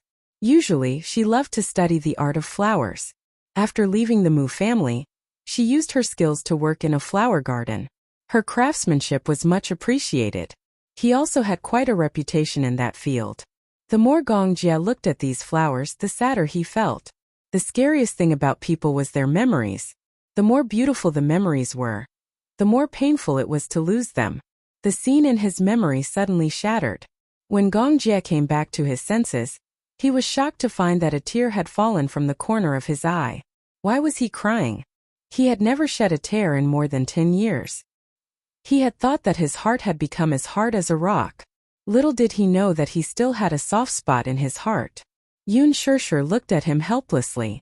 Looking at his slightly wet eyes, she hurriedly wiped them away for him. Xiao Jie. Gong Jie's lips curled into a smile. Beautiful scenery doesn't last forever. Yun Shirshir was stunned and sighed in her heart. Yes, that's why we have to cherish what we have now. I'm so tired. Xiaoqian pushed open the door, panting like a cow. He huffed and puffed as he placed his hands full of vegetables on the shelf. Yu came back from grocery shopping. When he opened the door, he saw Gong Jie sitting at the table, playing with the spoils of war that he had won from the game that day. He was playing with the toys developed by Leji Holdings with great interest. Yu glanced at him and saw that Gong Jie had taken apart the toys and was studying them curiously. Uncle is still a child at heart, he said coldly. Yun Shirshir popped her head out of the kitchen and smiled. Is Master Yu back? Yes, I'm back. I've already cooked the rice, Yun Shirshir said eagerly. Yu waved his hand like a general. You may leave. Leave the rest to me. All right. Yu carried the vegetables into the kitchen. She quickly picked, washed, and cut the vegetables. Half an hour later, Gong Jie heard clanging sounds coming from the kitchen. The sound of the kitchen knife hitting the chopping board was so loud that it attracted his attention. He walked to the kitchen door in admiration and saw Yu standing on a small stool. She held a kitchen knife in one hand and pressed the onions with the other, cutting them into pieces. -0. The scene of little Munchkin cooking was too shocking. His mouth formed an O shape. My Yu is awesome. She didn't expect that the phrase extraordinary culinary skills was definitely not nonsense. He gave her full marks for her skill in cutting vegetables. Soon all the vegetables were cut and distributed according to their types. Yu stood in front of the gas stove, lit the fire, heated the pot, and started to stir-fry the vegetables. The pot was very heavy. His strength was limited, so he had to use both hands to hold the pot. It looked a little clumsy, but after a burst of flames, Yu stir-fried with a spoon of oil and a spoon of seasoning. The aroma of the vegetables wafted out. Gong Jie was stunned. When Mu Yaja returned home, Yu had just placed the last of the hot soup on the table. He had just opened the door when he saw Gong Jie sitting elegantly at the table, smiling at him. Brother-in-law is back. Mu Yaja's face immediately turned cold. Why was he here? Chapter 2074. Brother-in-law is so heartless. Can't I be here as a guest? Gong Jie smiled elegantly, but his eyes were full of provocation. Yun Shirshir had just finished trimming the plants and walked into the living room. When she saw him, she smiled and greeted him. It's time to eat. Yu also took off his apron and hung it on the door. Daddy, it's time to eat. Mu Yaja walked over slowly and sat down beside Yun Shirshir. Yun Shirshir scooped out the rice and said, Come, let's eat. Xiaojie, try Yu's cooking. Okay. She took out a clean pair of chopsticks and handed them out. The two little guys took the chopsticks and said, Oh, in unison, but neither of them took the initiative to eat. Yu's dark eyes turned and looked at Gong Jie and Mu Yaja curiously. These two were sworn enemies, weren't they? Now that they were sitting at the same table, who knew if they would start fighting? They probably wouldn't. After all, they had to care about their mommy's reputation. Yu smiled. Just as he was about to take a sip of his drink, he saw Gong Jie elegantly pick up a piece of meat and put it in Mu Yaja's bowl with a friendly expression. Brother-in-law, have some meat. Mu Yaja was a little surprised by his eagerness. He couldn't help but feel a little nervous and stare at him suspiciously. Pfft. Yu almost spat out his drink. Fortunately, he was elegant and managed to hold it in. He coughed a few times. Yun Shirshir frowned and asked, What's wrong? Nothing. Yu wiped the corner of his mouth gently with a tissue. Did his uncle take the wrong medicine today? Yun Shirshir looked at Yu and Xiaoqian with a reproachful look. She turned to Gong Jie and said, Yu's curry beef is delicious. Xiaojie, do you want to try it? Okay. Without waiting for Gong Jie to eat, Yun Shirshir enthusiastically picked up a piece of beef with her chopsticks and held it in her hands to prevent the juice from dripping into the other bowls. She brought the beef to his mouth and encouraged him. Try it. Gong Jie didn't know whether to laugh or cry. Was this little idiot still treating him like a child? When he was young, he would be obedient when he ate. She chased after him and chased after him. Sometimes she wanted to point a gun at his head and watch him eat obediently. Yun Shirshir was much gentler. When Xiaojie refused to eat, She would patiently feed him a mouthful of meat and a mouthful of rice with a spoon. Gong Jia especially enjoyed being fed. Hence, every time they ate, he liked to stick to her and sit beside her. Like a little swallow, he would open his mouth and chirp away. He was willful and adorable at the same time. Yun Shishir indulged him and patiently fed him mouthful by mouthful. This was how Gong Jia developed his arrogant and willful personality. It was only after he returned to the Gong family that he slowly corrected his habit of wanting others to feed him. Gong Jia wanted to do it himself, but when he saw Muyaja looking at him with hostility, he opened his mouth and allowed Yun Shishir to feed him the juicy and tender beef. Gong Jia took a bite and his eyes lit up. He was clearly surprised. The heat of the beef was just right. The meat was tender and chewy, and the soup was delicious. It was neither salty nor bland. Chapter 2075. As Gong Jia ate, his eyes scanned the dining table. Suddenly, his gaze landed on a plate of fragrant red braised pork. Yun Shishir saw that he was staring at the red braised pork, so she diligently picked up a piece of meat and brought it to his mouth. Gong Jia took a bite and tasted it contentedly. The delicious taste made his soul feel like it had been sublimated. He was happy, but the other two little guys were a little gloomy, especially Muyaja. At this moment he was like a child who had been neglected. He placed his chopsticks on the table in a fit of pique and looked at Yun Shishir with displeasure. Didn't this woman think that she was being a little biased? This man had hands and feet. He was an adult, so why did he still need someone to feed him? He was like a 5-year-old child. He suddenly felt a little unbalanced. She was clearly his woman, but she gave others the feeling that she and Gong Jia were showing off their affection. He was embarrassed. Yu, who was standing beside him, also felt a little apprehensive. Mommy had rarely fed him all his life. Especially him, who matured very early. He knew how to eat by himself when he was 3 years old. He never needed anyone to supervise him or carefully feed him. This Gong Jia, on the other hand, sat there like a big boss. He rarely touched his chopsticks. Yun Shishir was feeding him gently. This intimate action undoubtedly stung the eyes of the father and sons beside them, especially Xiaoyichen, who was the most displeased. Even mommy had never fed him before. Now, he could only watch helplessly as Gong Jia enjoyed such VIP treatment. He couldn't help but feel a little dejected. He and Yu looked at each other and suddenly put down their chopsticks. The two little guys walked over to Yun Shishir, one on each side, and gently tugged at her sleeves. Yun Shishir turned her head. Just as she was feeling puzzled, she saw the two little guys sandwiching her in the middle. At the same time, they raised their palm-sized faces, opened their mouths wide, and made greedy sounds. Ah! Yu opened her mouth and looked at her expectantly, like a little swallow waiting to be fed by an old swallow. She opened her mouth and looked extremely eager. Xiaoyichen opened his mouth as well. Ah! He said softly and cutely. He sounded like he was acting coquettishly, as if he was waiting for her to pamper him. She didn't know whether to laugh or cry. What are you doing? I want mommy to feed me too. Xiaoyichen acted coquettishly and stared at her with his watery eyes. She didn't know whether to laugh or cry. She held back her laughter and rebuked. Go back to your seat and pick it up yourself. Mommy is biased.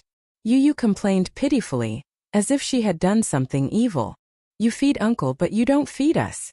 Biased. Muichen nodded as well. That's right. The meat fed by mommy was more fragrant. Mommy, hey.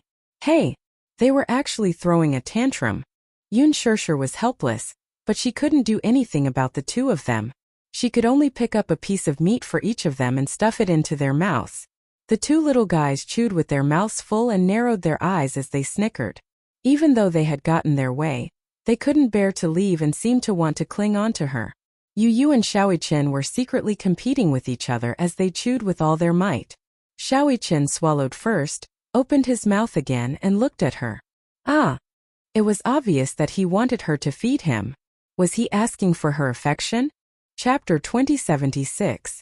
The moment Yun Shishir saw him acting coquettishly and pestering her to feed him, she immediately understood what was going on. This little fellow was jealous. He must have been jealous when he saw her feeding Gong Jia so intimately. Hence, he pestered her to experience the privilege of being fed. Naturally, she knew what her own child was thinking. Moreover, Yu had always been an obedient and sensible child. He would always hold his own bowl and put food into his own bowl. He was very independent. At this moment, he was probably envious of the Gong Jia. What about Wuxian? He was purely following behind Yu to join in the fun. Yun Shirshir was almost blushing from how adorable the two little fellows were. Seeing that she was not moving, Wuxian tugged at her sleeve pitifully and urged her eagerly. He started to act coquettishly in a soft voice. Mommy! Hey! Hey! Yun Shirshir could not resist the two little fellows pestering. She picked up a piece of meat with her chopsticks and put it into Yu's mouth. Only then did the latter feel satisfied. Just as she was about to feed Xiaoyichen, Muyaja spoke unhappily. Go back to your seat obediently. As he spoke, Muyaja pointed to his seat. He had no one to feed him, yet these two little fellows still wanted to enjoy it. When Wuxian heard this, he pursed his lips unhappily. However, he had always obeyed his father's orders and had never disobeyed him. He obediently returned to his seat. Daddy is a bully, Xiaoyichen muttered to Muyaja, obviously unhappy with him. Muyaja's gaze froze. However, Wuxian did not dare to say a word. He picked up a piece of food and blinked pitifully before he obediently ate his food. Yu also returned to his seat. He felt unhappy, but after thinking about it, he did enjoy some special treatment. Hence, he felt much better and obediently ate his food. Yun Shirshir, on the other hand, chuckled softly. She glanced at Muyaja with a pair of smiling eyes. She had a feeling that the man was jealous too. Otherwise, why would he be so cold and even argue with the children? Why are you so fierce? Yun Shirshir asked, even though she already knew the answer. Muyaja snorted and only said, Don't spoil these two guys too much. They're already so old. It's not like they don't have the ability to work and can eat by themselves. Why do they need someone to feed them? There was a hidden meaning in his words. He glanced at Gong Jia coldly from the corner of his eyes. He was probably implying that the man sitting at the table was just like Yu and Xiaoyichen. They were still huge babies and needed others to feed them. Gong Jia seemed to be deliberately provoking him. He smiled and said, Yu and Xiaoyichen are still young. When I was 8 years old, my sister still chased after me to feed me. These words were provoking him. Muyaja's gaze turned cold. He glanced at Yun Shirshir with dissatisfaction. Obviously, he did not believe him. Is what he said true? Yes. Yun Shirshir smiled and said, Xiao Jia was especially delicate when he was young. When he was 8 or 9 years old, he still didn't eat by himself, so I usually fed him. Yu was stunned when he heard this. Uncle, you're so delicate? Gong Jia curled his lips. Yes. Xiaoyichen was so envious. Muyaja's expression did not look good. This Gong Jia was obviously provoking him. He felt very unhappy. Chapter 2077. Here, I'll feed you. Have some meat. Muyaja turned his face away in disdain. No. At the thought of how she had gently fed Gong Jia meat earlier, Muyaja felt an indescribable sense of awkwardness in his heart. He could not spit it out, nor could he swallow it. It was as if a fishbone was stuck in his throat. He wasn't so delicate that he needed someone to feed him. Ever since he was young, he had been different from other willful children. Ever since he was 3 years old, he had learned how to use a spoon to eat obediently while sitting on a high stool. He didn't need anyone to coax him or lie to him. He didn't make a fuss. He ate quietly and obediently.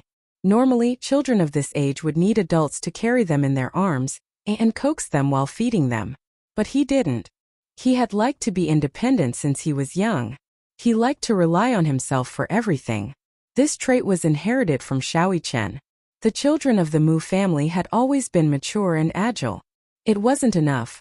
Looking at how intimate Yun Shirshir and Gong Jia were, he felt that this scene was an eyesore. Gong Jia laughed and teased. Sister, look at brother. Is he jealous? Yun Shirshir raised her eyebrows and glanced at Muyaja. Jealous? I'm not happy to see you feed me. Are you serious? Yun Shirshir smiled. Our man probably won't be jealous over such a trivial matter. Muyaja glared at her and glanced at Gong Jia coldly from the corner of his eyes. He snorted coldly, but the meaning behind it was inexplicable. Gong Jie's thin lips curved into a smile. Suddenly, he scooped up a piece of meat with a spoon and brought it to Muyaja's mouth with a smile. He coaxed, "Brother-in-law, come, I'll feed you some meat." "Get lost." Muyaja glared at him and turned his face away in disdain. However, how could Gong Jie allow him to refuse? She didn't even bother to look at his expression and directly shoved the spoonful into his mouth. Yun Shirshir. Yu and Shaoiqin were also dumbfounded. Oh my god. Muyaja did not expect Gong Jie to make such a bold move. He frowned coldly and looked up to see Gong Jie's extremely kind smile, especially the mischievous expression on his face. His eyes contained a hint of provocation. He was extremely two-faced. "Brother-in-law, is it delicious?" Gong Jie was smiling on the surface, but the curvature of his lips was a fake smile. It was just the movement of his muscles, and the smile did not reach his eyes. Muyaja took a bite of the meat expressionlessly and chewed viciously, as if what he was chewing was not ordinary beef, but real Gong Jie. The two men, one with a smile on his face and the other with a cold expression, looked at each other. The air was filled with sparks of electricity. "Thank you, brother-in-law." Gong Jie smiled casually. "You're welcome, brother-in-law." The air was suddenly silent. The atmosphere instantly turned cold. Gong Jie and Muyaja, one with fire and one with ice, separated the world into two extremes. Yun Shirshir was sandwiched in the middle.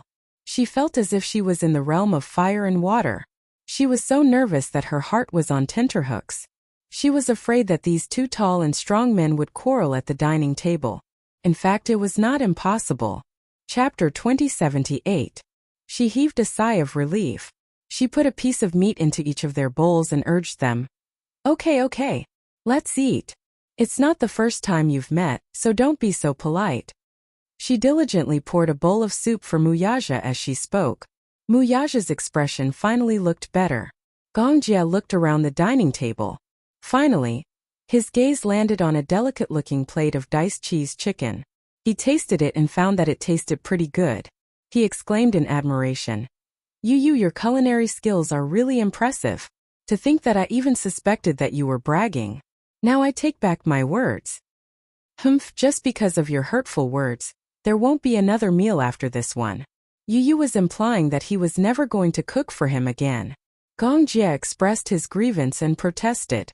However, Yu smiled elegantly and said, "Your protest is overruled." Yun Shirshir noticed that Gong Jie was getting more and more diligent. She secretly observed him and realized that he was more interested in diced cheese chicken.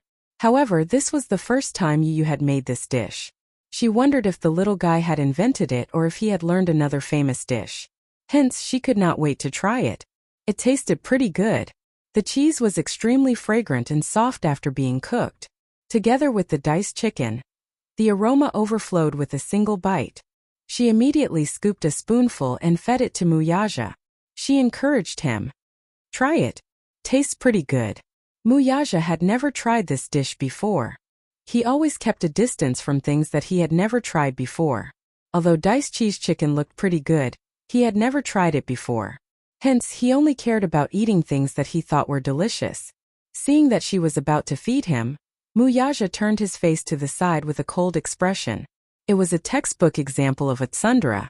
Yun Shirshir suddenly understood who Yu had inherited his tsundere character from. "Eat. Let's eat." Yun Shirshir encouraged him.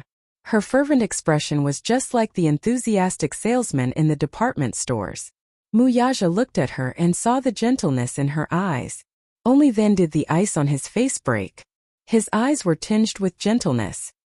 He leaned over and opened his mouth slightly. Unexpectedly, just as he was about to take it, Yun Shirshir suddenly retracted her hand and directly put the chicken into her mouth. Muyaja was stunned. At the side, Yu and Shaoiqin burst into laughter. Mommy was purposely teasing Daddy. Yun Shirshir smiled. Her mouth was full, but she did not chew. She seemed to be showing off. She raised her eyebrows at Muyaja, as if she was silently provoking him. She was just pretending to feed him. When he took the bait and leaned over, she would retract her hand and put it into her mouth. Yun Shirshir had gotten her way. Seeing that Muyaja was still embarrassed, she raised her eyebrows arrogantly. However, Muyaja suddenly narrowed his eyes and the corners of his lips turned up slightly. There was a mischievous arc in his eyes. Yun Shirshir suddenly had a bad feeling. She felt that this man was up to no good again. Before she could react, Muyaja suddenly leaned over and captured her stuffed mouth. His thin lips sealed hers and sucked on her frozen lips.